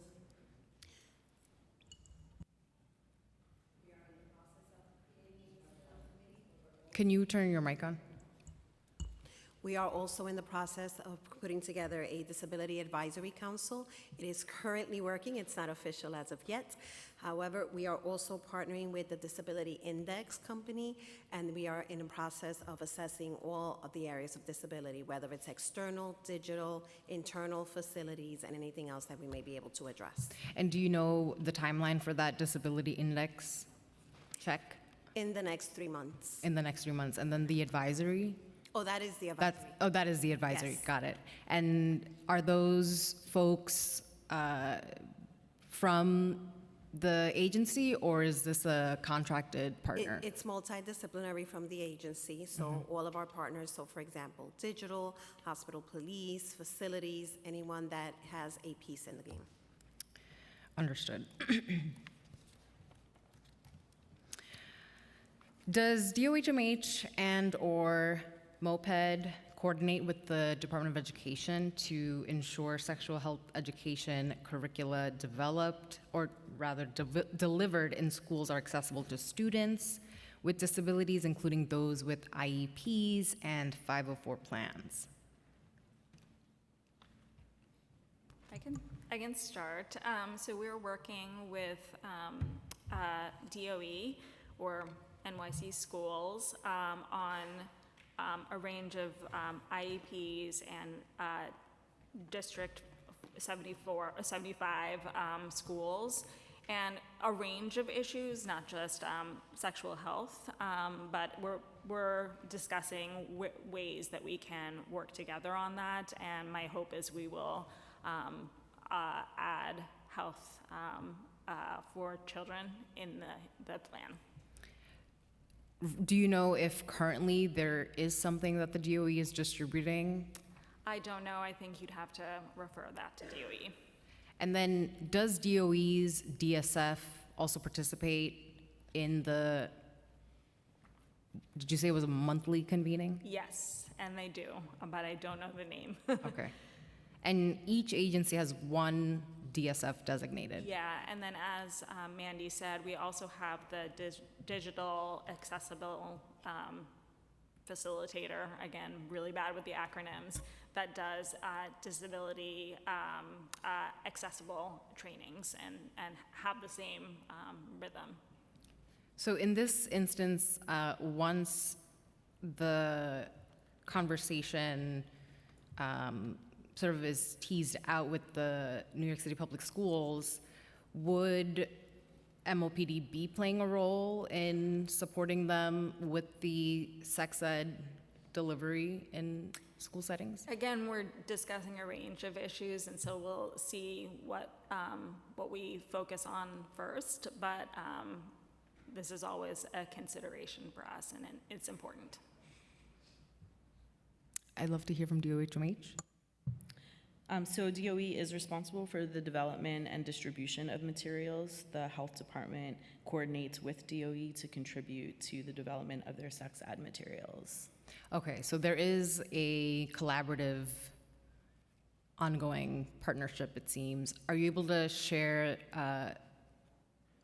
the materials that have been developed for DOE specifically? So we provide the sexual health content for their education delivery, but I don't have that today. That's okay. And do you know, is it developed by DOE, or is it a combination? Because, you know, third to fifth grade versus sixth to eighth, high school, what do you know what sort of breakdown of information is available to the diverse age groups? So I believe DOE would have to answer that. They are responsible for the development and distribution. We just contribute and coordinate with them on materials.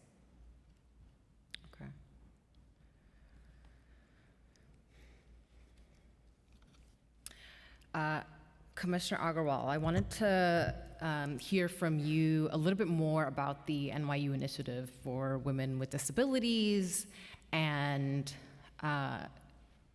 share what you observed, saw, and how you think our city should be replicating for our city services. So as I mentioned in the testimony, it's like external, like exam tables, weight tables, all of that was accessible. So all of that was fantastic, and seeing it in person helps a lot. And so, and then internal data sharing, including disabilities, including procurement, doing all of that stuff was huge. And I think that the director said they would love to have other hospitals or clinics replicate their findings, and they also mentioned that the director of RUSC, which I spent a lot of time with, works with another hospital, another physician who does trainings for providers in healthcare settings. And it's huge. It's a huge volume, but it's like this is simple. You just take that training and you share it to other hospitals in this city and other cities as well. So those are some ideas that we learned in this conversation, and we're going to continue to take that up. Great. And then for the training that is available for staff and healthcare workers, could you share what is included in that training in regards to how to accommodate people with disabilities, how to work with people with disabilities? So we work with internal internal partners as well as external vendors. In the disability training, basically what it does is allow for providers and for all staff to be able to identify different types of disabilities, whether visual or not, and in addition to that, how to be more inclusive of individuals with disabilities, how to create inclusive environments, how to communicate with individuals. In our low blind patient experience trainings, individuals are taught the experience that a patient has navigating a hospital system. So the clinicians or anyone who attends is outfitted with accessories to have them feel and actually have them navigate in a world where a patient may not be able to see, may have challenges in seeing adequately. And so that is done with the effort that clinical and non-clinical staff will be able to assist an individual by experiencing what they are experiencing.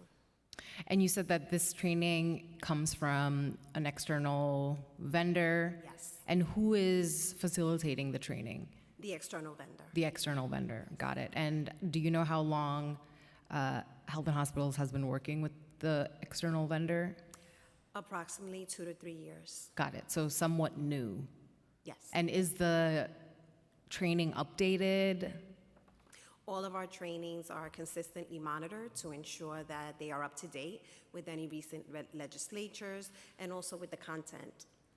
And how frequently are employees getting this training? This is offered on a regular basis. We do it right now. The disability training is being offered, I want to say 2 to 3 months, every 2 to 3 months. The low blind patient experience, because that is heavily resourced and it is an in-person, that is held twice a year. So we are now getting ready to do one at Jacobi Medical Center, and it is open to all staff. Okay, so is the disability training mandatory? The disability training is not mandatory at this time. Got it. So how would one decide to do this training? So individuals, first of all, we try to make them accommodating to all. So we try to do them during lunchtime, and we try to make them short so that they're not 2 to 3 hours. We can't take hospital care, takes precedence. So they average about 45 to an hour and a half in length. We make them during times that people are able to attend them. And then we publicize them through our DEI website, through individual flyers. We also do town halls where we go to all of the facilities and market all of the programs. Why is it not mandatory? At this point, it's not mandatory. We can definitely explore that. And can you share how many staff have received this training in 2025 or just the first 6 months of this year? I don't have that information readily available, but I'll be happy to provide that. That would be great. And then what about for DOHMH? And before that, I have to go. I'm Yes. very sorry. Thank you so much, Commissioner. Really appreciate you. And good luck. So we currently have 2 disability justice trainings that are available to all staff, including staff at our clinics. And is that coming from an external vendor? No, it is not. That's internally Correct. created. And has there been an exchange between the 2 agencies about the training that your staff are receiving, given that it seems Health and Hospitals has a private external vendor, DOHMH has an in-house created training? So we are happy to partner. We have participated in the past with trainings. We like to offer a variety of trainings, so we would keep the variety available to all staff. Same here, we're happy to partner. Got it. Okay. So, but currently, it's not as if Right. you've exchanged the materials and said, "Oh yeah, we could use this," or "Oh yeah, like this is okay." And then, is the training for a DOHMH staff mandatory? It is being required for our clinic staff. We have sessions planned at the end of this summer. And how? So, you're saying that it takes place during the summer months, or how frequently are these trainings offered? The next one would be coming up later this summer, and all of our trainings are mandatory for our staff on an annual basis. So we do keep track of those individuals, especially as new individuals come on, how to necessarily we accommodate those trainings. Okay, so just to be clear, DOHMH does require its staff to receive this disability-related training? Correct. Clinical staff. Clinical staff. Clinical staff, okay. So then, and you said that it's happening throughout the year? Correct. And would I be able to attend one of these hearings? I mean, trainings? Sure, I actually facilitate the training, so I'm happy to have you join one of them. Perfect, thank you. And then I would also love to attend an H&H training. Absolutely, we will extend the invitation. Thank you. Okay, so Dr. Ivelisse, correct? Did I pronounce it? Ivelisse. Ivelisse. You said that the training is being provided at Jacobi. Could you just speak a little bit more about why at that location, and is the training rotating to different sites? Yes, we are currently working our way through all of our facilities. Our last training was in Queens, in one of the hospitals, and now we will be at Jacobi, and the goal is to go through all of our different health and hospital facilities. Right now, we are doing them upon request, so when an individual facility offers their site up, then we will go over to that site. That particular training, the low implementation experience, is in person, so it requires us to have ample space to train, because we do set it up as a clinical environment while it's going on. It's a simulation program.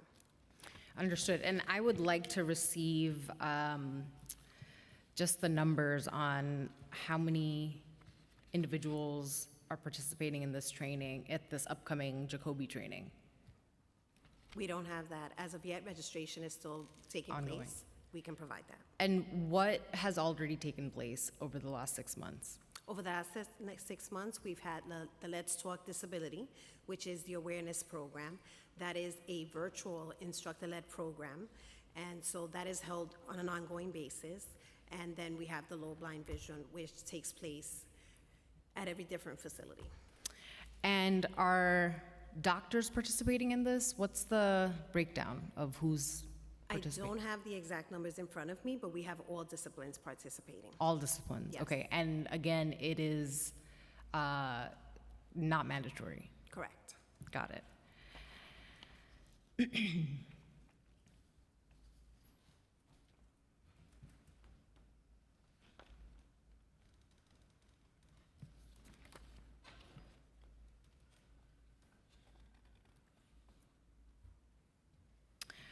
Earlier in the hearing, Joaquin, okay, you mentioned that weight scales are not in your facilities. Correct. And so, you know, I'm curious about that because emergency contraception and birth control, which you do provide, can very much be impacted by weight. Yeah, so we do assess by BMI. So we do have two options. Based on that self-report, the clinician would make that medical indication on which option. So self-reported BMI. Correct. And why does the agency think that that's okay? I think it's something that we're assessing, so we can definitely circle back. Got it. Because, I mean, that seems, I mean, of course, we want to trust patients, but it also seems sort of counterintuitive, and I'd like to better understand why the agency does not see having accessible weight scales as a need. Yep. I have a couple questions from Councilmember Sanchez that I'd like to read out. For the Corona Sexual Health Clinic, could you elaborate on the renovations that have been completed and specifically the accessibility features? Sure. So the exterior and interior lobbies were renovated to enhance accessibility. The location's ramp and main lobby are also ADA compliant. I'm sorry, I missed the first part. I got Oh, no problem. So the exterior and interior lobbies were renovated to enhance accessibility. Got it. And so is there any other construction remaining on accessibility? For that particular location, not at this time, I don't believe. Okay, and also these questions are from the committee.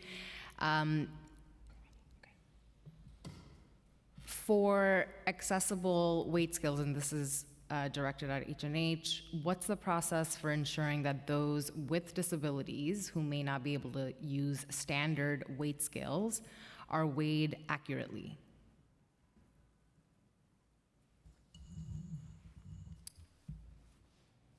We offer a variety of scales that would be able to most likely accommodate most disabilities, although I'm not at this point willing to say all. But Got it. we would offer a variety of scales. Okay, I would love to check out the weight scales available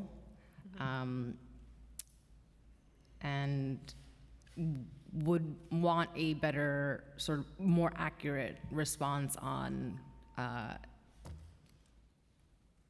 which disability communities are covered in the current equipment. For the, great, and then for Councilmember Sanchez, Councilmember passed Intro 435 of 2024, now Local Law 84 of 2024, to expand same-day rapid testing for chlamydia, gonorrhea, and HIV across New York City, especially for communities that continue to experience deep inequities in rates of infection and face disproportionate barriers to sexual health care, including Black and Latino New Yorkers, LGBTQI+ New Yorkers, immigrants, low-income New Yorkers, young people, and people with disabilities. The law requires 3 sites to be operational by February 15th, 2026, and a 4th by February 15, 2027. Were 3 additional rapid STI testing sites operational by the February 15th deadline? This is the Health Department. So we currently do have Chelsea and Fort Greene operational. Morrisania is to open later this week. It did require some construction retrofitting to support that. And we are already on plans for a Corona quickie rapid testing in 2027. Got it. Okay, so then by the 2027 deadline, you will have 4 sites. That is correct. Great. And then which community-based organizations did DOHMH contract with for the required outreach campaign? And how were those partners selected to ensure outreach reaches the communities most impacted? So currently we are contracted and partner with Voces Latinas out in Queens to focus on a lot of the work within that space. And that was done through a bid. So just that one? That's the current one that we currently have. Got it. And they're doing citywide outreach, or specifically, is it geographically confined? Specifically Queens, but we also work with other partners. That's not the only partner, but that partner we fund to do a lot of the work. And that was really focusing at that time, 3 years ago, and we launched that to focus on Latino MSM to really engage those individuals within that community of our services because they were the greatest at risk of what we were seeing in that neighborhood. And have your agencies audited reproductive health encounters for the bias that exists that disproportionately assumes people with disabilities are not sexually active? Can you repeat that? Sure. I wanted to better understand if patients with disabilities are receiving any counter information about their access to contraceptive counseling and STI screening at the same rate that patients without disabilities are receiving. Yeah, for our sexual health clinics, we have greeters up front to really assess what their needs are when they're coming in, regardless of their ability, and then we would accommodate accordingly for the services they are seeking. Got it. And for the sterilization, are you able to share data as to how many patients may have been sterilized over the last year? Is that data that you all are tracking? Actually, we can get that data because all of our acute care sites are family planning sites, and so we submit that data on an annual basis. Okay. Yeah. And so off the top of your head, you wouldn't know about the specific sterilization that may No, have- but I will say in general with long-acting reversible contraception, that being introduced probably now a decade ago, and big pushes from DOHMH as well as ACOG and other entities into the reproductive care world. Sterilization numbers have probably come down a little bit because you do have access to this long-acting reversible contraception. Well, really love long-acting contraception, I will say.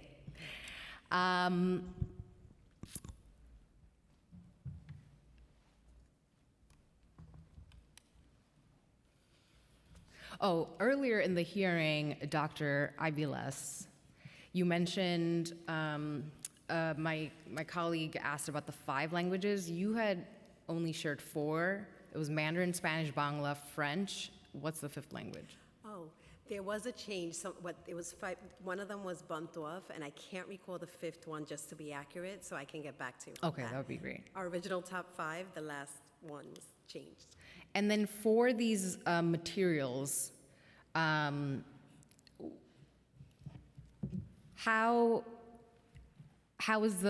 is do you know if the translation or the interpretation is through community feedback, or if the interpreter is a medical interpreter? Could you share a little bit more about the language access? Absolutely. So we have 24-hour, 7-day services for interpreter access. We contract out with Propio. We offer 3 modalities. We have video remote interpretation, in-person remote interpretation, and we also have by video. In addition to that, we offer MIS classes. And MIS classes stands for Medical Interpreter Skills Training, and that is for staff who speaks a second language, where we then assess them in terms of their competency in that language, and then we train them to be able to provide interpretation. And how many staff are qualified interpreters? I don't have that number, but I can get that back to you. And how frequently are staff getting trained? We offer the training every year. Every year. Okay, so like once annually. Yes. And what does the training include, and what are the responsibilities for that staff member? Because I'm assuming that staff member has a full portfolio already. Correct. And then providing their language access expertise. Sure, give me 1 second. So one of the things that we find, and we actually promote the program as part of their onboarding, so when they come through the system orientation, we let them know that this program is available to them. When staff speaks a second language, we find that they're very proud to help other individuals. So at that moment in time, immediately we start receiving requests for individuals to participate in the training. So in addition to that, once they complete the training, they are able to then volunteer their time if they wish to do so as a supplement to our interpreter skills that we have. So we have our vendor partners, we have also internal individuals that were trained. And then I'll pass it over to you, Dr. Wilcox. Thanks, I appreciate that. I'm just gonna say that I think the majority of translation is done through Proprio and the vendor partners out of probably necessity.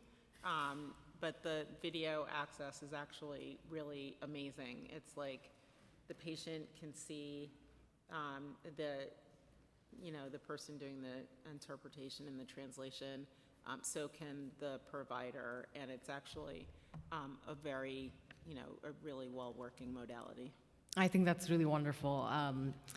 18 years ago, when I was diagnosed with lupus, I really struggled to explain to my parents, who are limited English proficient, exactly what was going on. And the hospital, which I will not name right now, had very limited resources when it came to being able to talk to family members about degenerative autoimmune conditions like lupus. And so knowing that we have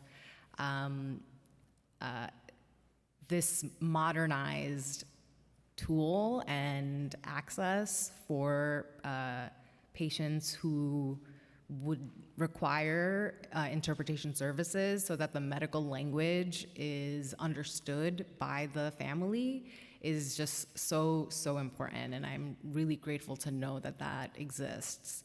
Do you know how often or how many times this service is getting used? Ooh. So we provide over 353 languages, 24 hours, 7 days a week. And I can tell you that every month I monitor the data. It is in the millions of minutes provided. Oh, wow. Yes. Yeah, well, we are grateful to And HMH. that's only interpretation, not translation. Got it. And then for the translated materials, are the staff who are trained, who speak a second language, are they providing feedback to those materials? We use a vendor for our translation materials. Got it. So the vendor creates the materials.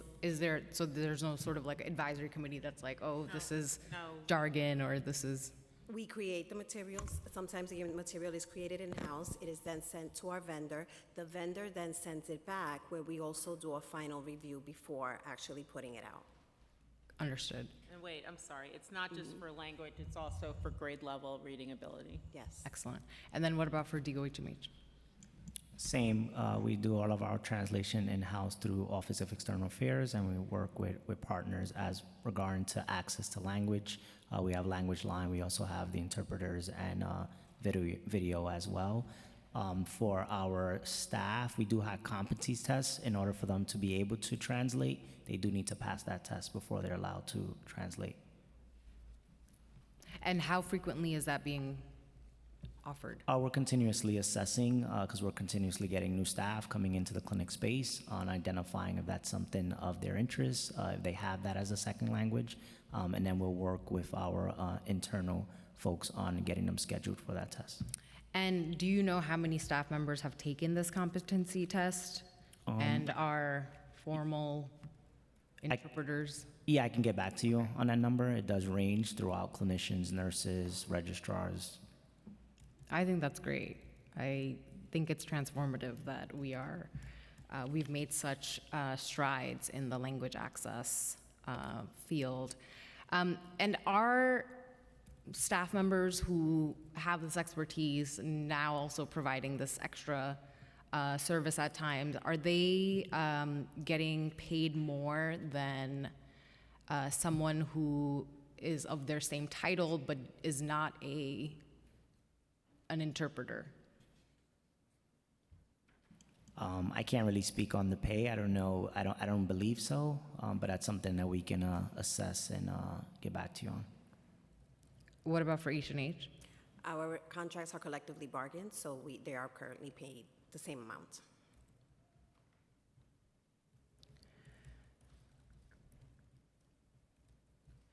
Got it. I would like to know from each agency what your understanding of disability justice is.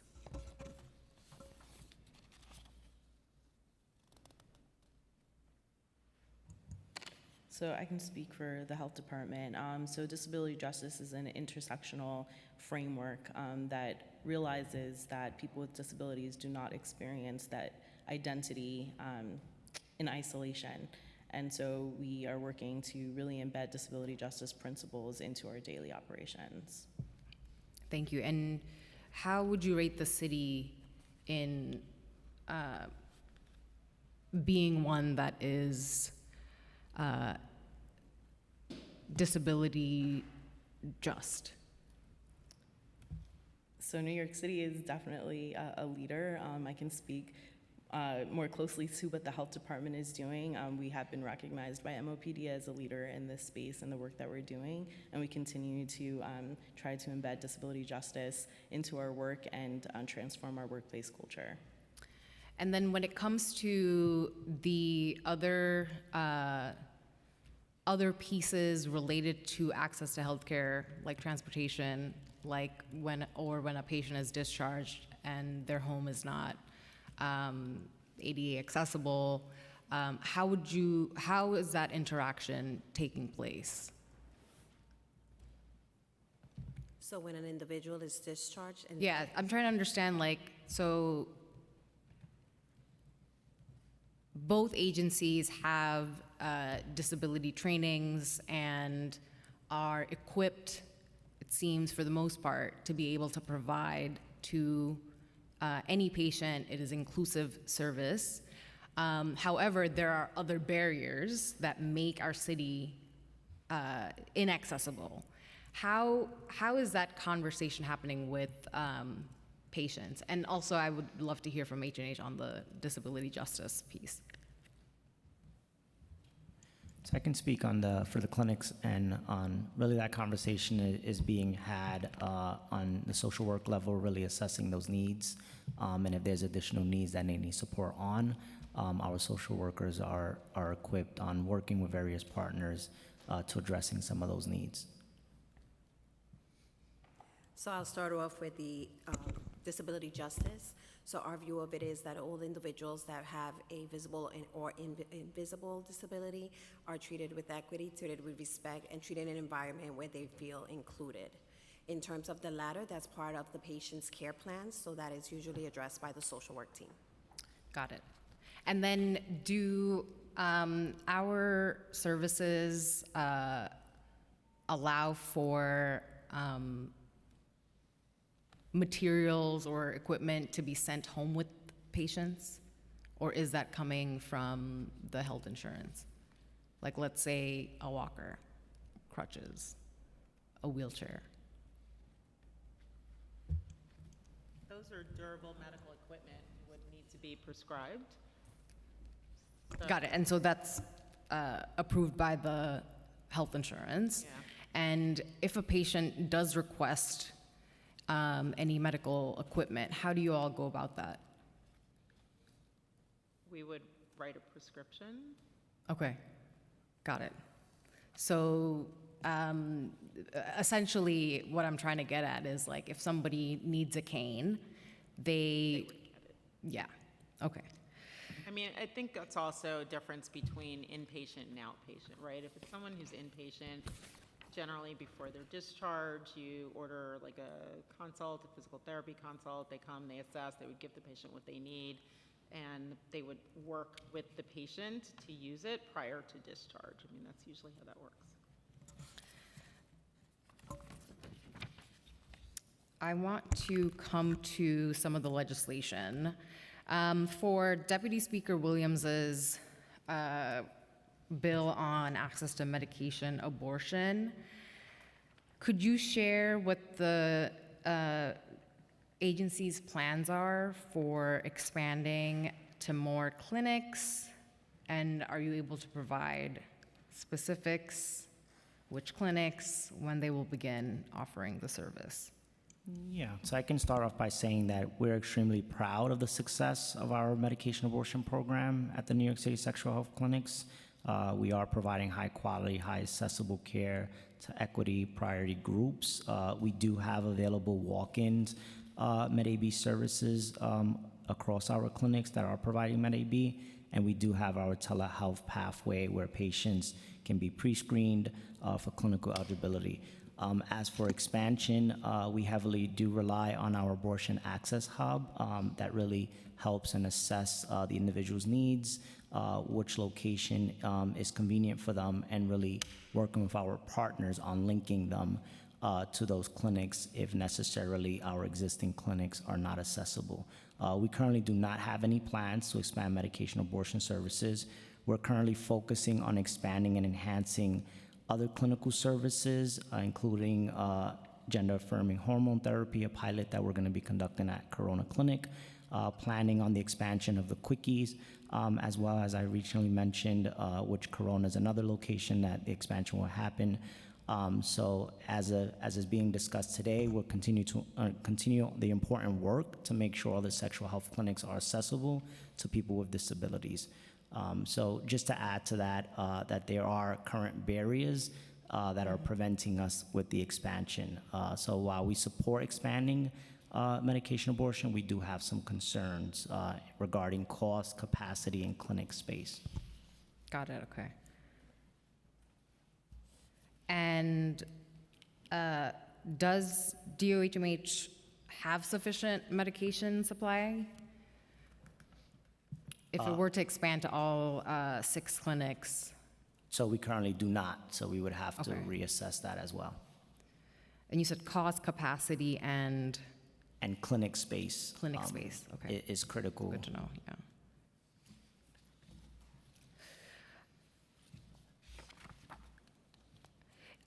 Are your agencies tracking disparities in health outcomes for people with disabilities?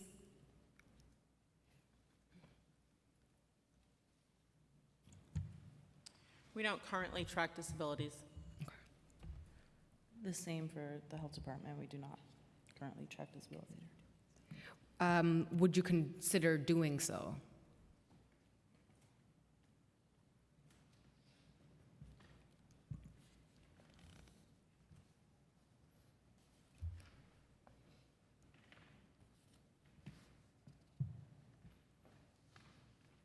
Sorry, just give me one second. I mean, I would take it back to my site and it would have to go through. You got it. So right now, we do not have a way to classify individuals as having a disability. So we do not track the information for people who are coming to our clinics. And could you elaborate on what that means, the classifying a person with disability?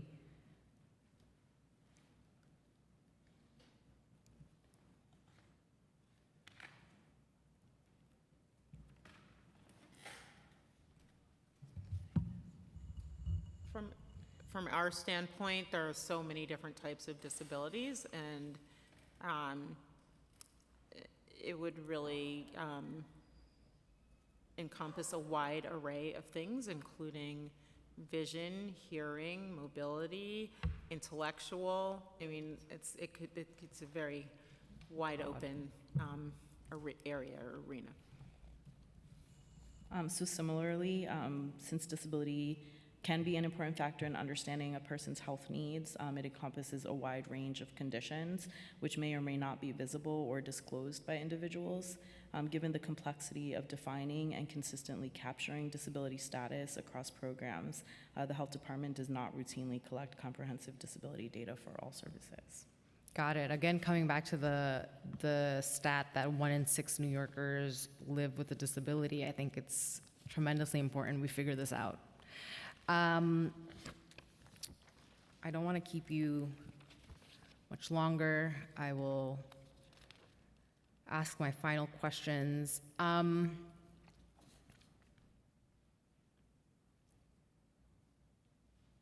For Councilmember Gutierrez's bill on the doula Bill of Rights, is there currently an advisory body or other advisory component of the citywide doula initiative or newborn home visiting program? And how does it function?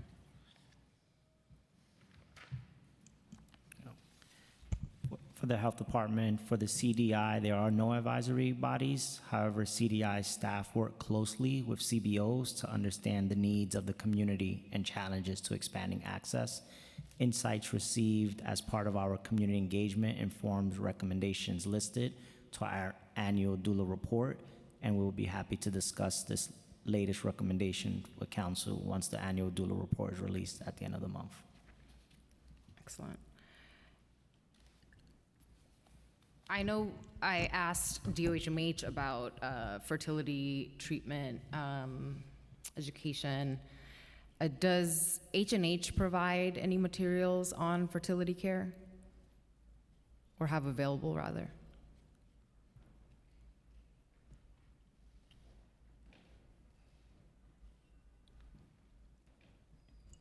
When patients come in with certain health conditions and discuss it with their clinician, they do receive a discharge summary that goes along with what was discussed.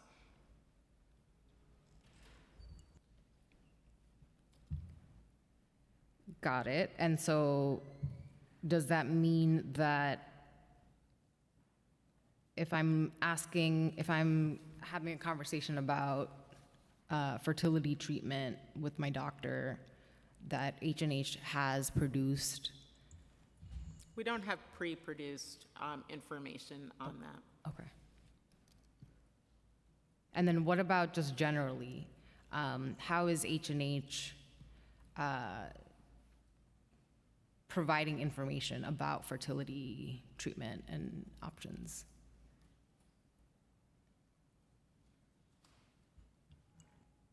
If someone came in and had a hormonal issue or other medical condition that needed to be treated, we would certainly be able to draw the appropriate lab tests and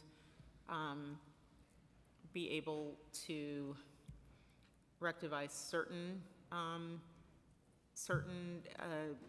parts of infertility. But again, we don't provide any of the, like in vitro fertilization or any of the procedural things are not provided. And so certainly a clinician can go over what those procedures are about, and our EMR, or our electronic medical record, has the ability to go in from the provider view, cover different topics, and then print them out for the patient and give it to the patient. Does H&H have plans to offer fertility treatment? H&H does not have plans to offer fertility treatment. And then just from both of you as doctors, what are you seeing as the largest barriers to accessing fertility treatment? One word: cost.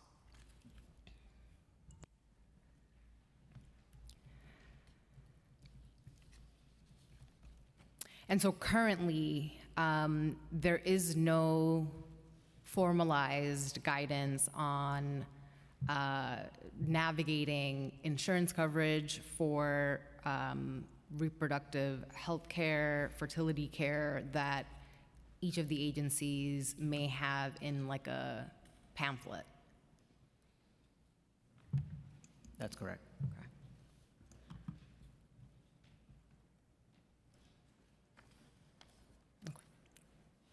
Understood. Okay, I'm going to do one final review, and if you will just be patient with me for a minute.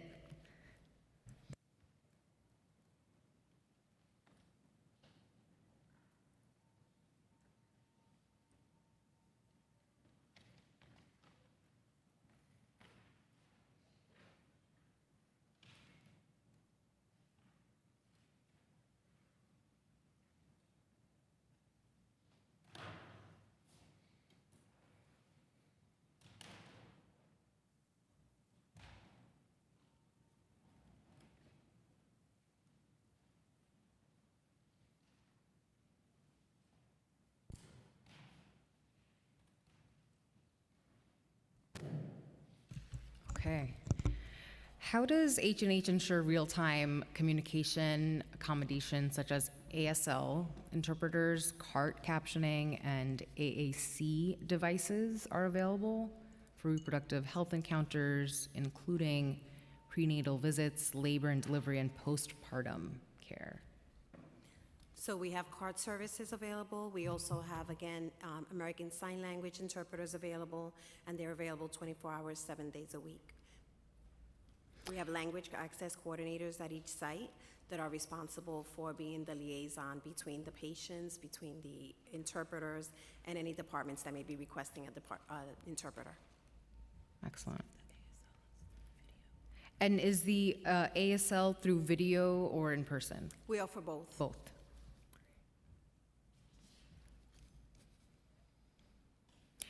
And for DOHMH, around young people with disabilities, they are more likely to have a parent or caregiver present throughout their visits, which suppresses private, patient-centered conversations about sexual health. Do the sexual health clinics have an explicit protocol for offering all patients 12 and older confidential one-on-one time with the provider, consistent with the clinic's stated policy of serving anyone 12 and over?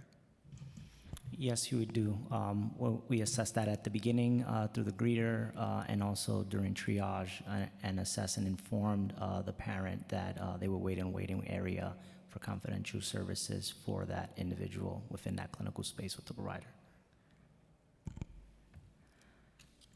Excellent. Well, thank you, Doctors Mendez, Wilcox, and Joaquin, and I heard Mandy. Yes. Sweet, and really, really grateful again for your service and just your the depth of knowledge shared today, and I look forward to continuing our partnership. Thank you so much. Thank you. Take care.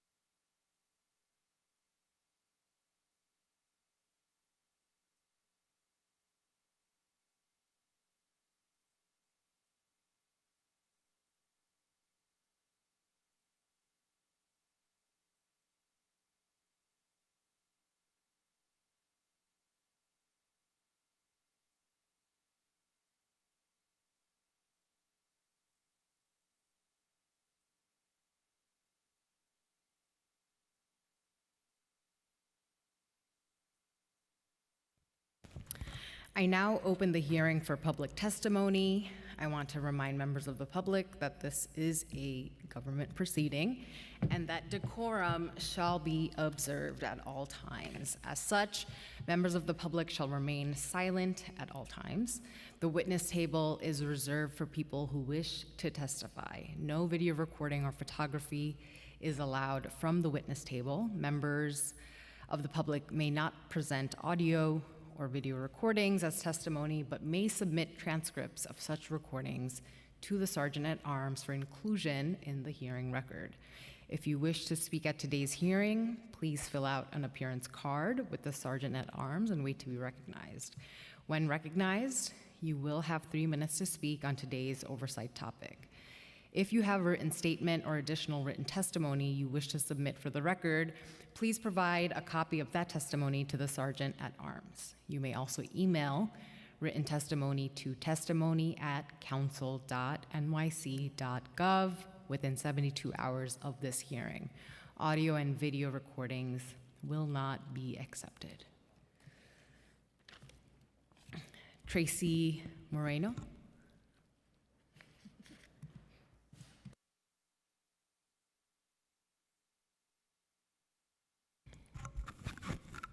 You can begin whenever you're ready. Thank you. Good morning. My name is Tracy Moreno, and I'm a legal intern with the Disability Justice Program at New York Lawyers for the Public Interest. For 50 years, NOPI has worked alongside people with disabilities to remove barriers to equal opportunity and enforce disability rights. NOPI strongly supports Intro 941, requiring the Department of Health and Mental Hygiene to develop and offer resources, clinical guidance, and training on disability and accessibility in healthcare settings. While federal, state, and local laws require healthcare providers to provide equal access to patients with disabilities, legal protections alone are not enough. Too many New Yorkers continue to encounter providers who lack the training necessary to effectively communicate with patients with disabilities, understand their legal obligations, or provide appropriate accommodations. One of the most persistent barriers identified through NOPI's advocacy is the lack of disability competency among healthcare providers. Research has shown that many providers receive little or no formal education regarding disability accessibility, communication, or best practices for caring with patients with disabilities. As a result, patients may experience delayed care, incomplete examinations, inadequate accommodations, and poorer health outcomes. These experiences not only affect the quality of care patients receive, but also erode the trust in the healthcare system. Intro 941 directly addresses this long-standing barrier by providing healthcare professionals with the tools they need to better understand disability accessibility, communicate effectively with patients, and deliver more equitable, patient-centered care. Better training will not eliminate every barrier people with disabilities face, but it is an important and necessary step towards improving healthcare access throughout New York City. NOPI respectfully urges the Council to pass Intro 941. We appreciate the Council's continued commitment to advancing disability rights and health equity, and we look forward to continuing to work together to ensure that every New Yorker can access quality health care with dignity, independence, and equal opportunity. Thank you for the opportunity to testify, and I welcome any questions. Thank you. I do have a question for you. I'd like to understand what NILPI defines as disability competency.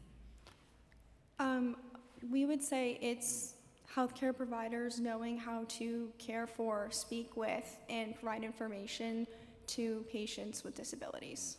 And you're saying that NILPI's work with some of its clients has indicated or exposed the lack of disability competency. Yes, and through research as well. And through research. Could you talk a little bit more about what those incompetencies are? Like I mentioned, it seems to be a lot with the attitudinal barriers that they have. A lot of doctors don't think that people with disabilities will want many different things. They also won't have the accommodations proper, like we talked about extensively today. They won't have scales for patients to be able to use, and we think that goes along with competency.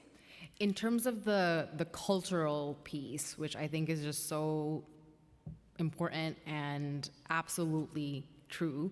I remember in college, I used to receive disability services from the campus's program, and I used to get time and a half for exams. And when I explained that to one professor, he just totally dismissed that I needed that service. And that is a cultural, reaction, thinking that because I look able-bodied, that I must be able to complete whatever exam or assignment according to what he thinks, and not what I need. In terms of attitude changes and cultural shifts, what would NILPI recommend for healthcare workers? From what we heard about the various trainings that are offered, which, I think to me showed that there are various trainings, but they're not all interlinked in any way or coordinated. What would you say would help in the changes, specifically regarding culture? I don't feel comfortable speaking on behalf of NILPI on that today. Well, I can speak, and we can get back to you on that. That would be great, because I think the trainings, as important as they are, our definition of disability justice as a city needs to be, I think, more prominent, which is why I'd asked each agency about their definition in order to see, one, whether they have a definition of disability justice, and then two, if that is agency-wide, being internalized for practitioners to then be able to change their internal biases on disability. Is there anything else you'd like to share that I haven't asked? No, thank you. Thank you. Thank you so much. I will now move to Zoom. Please wait for your name to be called to testify and select unmute when prompted. Brittany Miskey, apologies. You may begin. Good morning, and I do apologize as I had a technical issue with submitting my testimony, so I may be on your list twice, so feel free to remove me from the second time. But good morning, council members. Thank you for the opportunity to provide testimony today in support of Introduction 941. My name is Brittany Miskey. I am a white female with brown curly hair. I am wearing glasses and a purple pinstripe collared shirt with a navy blue blazer and navy slacks. I am a nurse practitioner by trade and serve as Vice President of Healthcare Management and Quality Officer for Care Design New York, a New York State care coordination health home serving individuals with intellectual and developmental disabilities across the state, operating under the auspices of Office for People with Developmental Disabilities, or OPWDD, and the Department of Health. In this role, I have the privilege of working alongside care coordination teams, community-based providers, healthcare partners, individuals, and families to improve access to service, strengthen advocacy efforts, and support better health and quality of life outcomes for people with intellectual and developmental disabilities. Throughout my testimony today, I will primarily focus on individuals with intellectual and developmental disabilities, whom I will refer to as individuals with IDD. The Introduction 941 would require the New York City Department of Health and Mental Hygiene to develop and offer resources, clinical guidance, and training on disability and accessibility in healthcare settings for clinicians. This legislation represents an important step and opportunity in the broader effort to improve access to high quality, accessible healthcare services for individuals with IDD in New York State. particularly because the unique needs and experiences of individuals with IDD are too often overlooked in the development of disability education and clinical training. As a nurse practitioner who was educated, trained, and practices in New York State, I can attest that the formal training related to IDD is minimal at best. More broadly, education about disability, accessibility, communication needs, and the lived experiences of disabled individuals is often limited across health professional training programs, leaving many clinicians without the foundational knowledge needed to provide inclusive, person-centered care. In my own experience, my formal training consisted of little more than a brief lecture referencing conditions such as Down syndrome in the context of prenatal genetic screening. Important topics such as communication accommodations, person-first language, and adapting care to meet individual needs were largely learned informally through clinical practice and trial and error, rather than structured education. This is a common experience, and as a result, many clinicians are left insufficiently prepared to care for people with IDD across the lifespan. Individuals with disabilities are not limited to one specialty, setting, region, or socioeconomic group. Time expired. Every clinician. You can keep going. Thank you. I appreciate that, Council.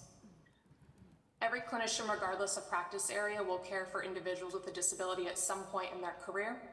This is especially important for individuals with IDD who may be at increased risk for chronic and co-occurring health conditions. They may also experience delays in preventive healthcare screenings and cancer and late diagnosis of cancer when care is not accessible or communication needs are unmet. Without accessible, standardized training and practical clinical guidance, many providers are left to seek out this knowledge on their own, which contributes to inconsistent care and poorer health outcomes for individuals with IDD. Passing Introduction 941 would require the Department of Health and Mental Hygiene to develop these resources and standardized guidance. This is also an important step towards improving health equity and health outcomes for individuals with IDD so they receive the high quality care they deserve. Thank you for letting me go over time. I appreciate it. And I appreciate the Council's consideration of Introduction 941 and commitment to improving access to high quality care. I'm happy to answer any questions the Council may have. Okay, excellent. Thank you. I would like to know how the coordination works with families. How are you all assisting individuals? Where are they learning about care design? So care design individuals typically learn about through other members of the community or when they go to obtain OPWDD waiver services. So typically when they go to get OPWDD waiver services, so think of DayHab, ResHab, ComHab, non-clinical services, they're provided with 2 to 3 options for a care coordination health home to pick from. Got it. And then how does care design exactly like provide the service or recommendation? I'd like to just understand why care design is important. Sure. What care design strives to do is advocate when we're seeing trends and lack of access or minimal access to care, whether it's due to provider education, accessibility, and also work to build relationships with our service providers and clinical providers in the community to explain, yes, we do have an individual with intellectual and developmental disabilities, but that bias that they may carry with them or you may see does not define them. And here's how we can overcome that barrier or challenge so they can get, for instance, a mammogram for breast cancer screening, or they can have colon cancer screening, or as we spoke about earlier, they may be sexually active. And saying such require those preventative healthcare screenings to assure that they are receiving support and early diagnosis and treatment. And then what kind of, or what specific areas are you seeing most in need for advocacy when it comes to patient care? At this time, we are seeing continued barriers for preventive care. The idea that an individual with intellectual and developmental disabilities may not qualify or require preventive care screening because there is a bias that they have a poor quality of life. And overcoming that barrier and providing education as to what an earlier diagnosis of these chronic diseases can mean for someone with IDD, just like it is for someone in the general population. Additionally, the diagnostic overshadowing of IDD follows folks and can often mask a diagnosis of mental health. And we have seen a lot of barriers in ensuring individuals receive a mental health diagnosis and then receive appropriate services to support that diagnosis, whether it be medication management, therapy, etc. And what age group does Care Design work with? I believe our youngest member right now is 4 years of age, and we manage our reproductive care coordination through the lifespan. So I believe our oldest member is 101, but don't quote me on that. She just had a birthday. Well, happy birthday. Yeah. All right, thank you. Really appreciate it. Thank you for your time. I'd now like to call Ramona Ferreira. You may begin.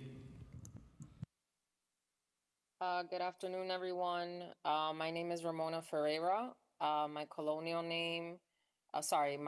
name is Guatuke Ini Inaru, and my colonial name is Ramona Ferreira. I am the founder of Safe Section 9. Safe Section 9 is a tenant-led coalition that works to educate and activate public housing tenants. And we tackle policies rooted in colonialism that have led to discriminatory disinvestment in America's only truly affordable housing stock. I am testifying today on behalf of myself as someone that lives with a disability, our members and neighbors throughout public housing. We want to amplify the importance of providing accessible, equitable services for folks with various abilities and remind you that 43% of households in public housing include a person with a disability. That's 21 points above representation in the city overall. So disability justice matters to those of us in public housing. We want to express our support for the really lengthy list of introductions and resolutions that you guys are looking at today. And we also want to highlight that the most stabilizing factor in our lives as people with disabilities is our home. We are a community living on fixed income and needing accommodations for mental and physical challenges. And NYCHA provides this, but it must be invested in to ensure that we are safe in our homes. This is why we are opposing Zoran's proposed budget for public housing. His proposed budget is the largest transfer of public monies and assets in recent history, and it will destroy the only truly affordable housing we have in New York City that includes empowerment, economic support, social service resources, and front offices that know how to support us and have to support us in a specific way because of the federal mandates for public housing. The Committee on Disabilities should recognize that Section 9 public housing is one of the most important housing resources available to disabled New Yorkers. For many residents with disabilities, public housing is not simply affordable housing. It is the difference between housing stability and homelessness. Unlike much of the private rental market, Section 9 provides robust legal protections that allow disabled tenants to request reasonable accommodations necessary to fully use and enjoy their homes. And these protections include unit modifications, accessibility improvements, assistance animals, transfer requests, live-in aids, and policy adjustments that support independent living. Disabled New Yorkers face extraordinary barriers in the private housing market. Many of us rely on fixed income through SSI or SSDI, making market rate housing unattainable. We also face widespread discrimination, a severe shortage of accessible apartments, and significant challenges navigating the rental market. The economics are stark. Time A expired. national analysis. You can keep going. I'll end by saying that a national analysis found that an individual relying on the average SSI benefit could afford virtually nothing beyond rent after paying the fair market rent for a modest studio apartment. Without public housing and other housing assistance programs, many disabled New Yorkers will be pushed into housing instability or homelessness. And I want to mention our one of our leaders, Teresa Scott. She was a Black woman who was wheelchair ridden and a strong advocate for Black maternal health. And it would be just wrong if I didn't mention how she personally brought to our group the awareness of the challenges for folks needing a lot of the infrastructure that you've been discussing today. And she was actually from Far Rockaway. So it was really sad to hear that things haven't improved for women like her in her community. Thank you. Thank you so much, Ramona, for your testimony and emphasizing the importance of housing stability and housing accessibility as important factors to the conversation that we were having today. And we really look forward to examining public housing and accessibility and the healthcare disabilities that you've mentioned in your own lived experience as one of our future hearing topics. We really, really appreciate your advocacy for Section 9 housing. Thank you. Thank you. Kimberly J. Combs.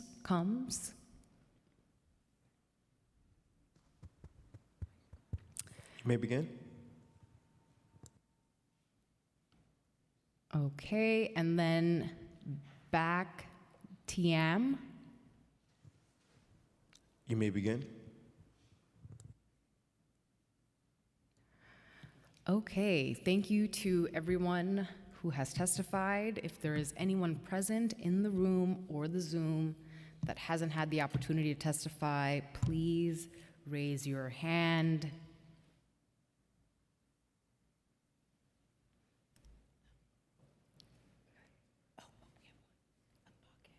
Okay, Mbake TM.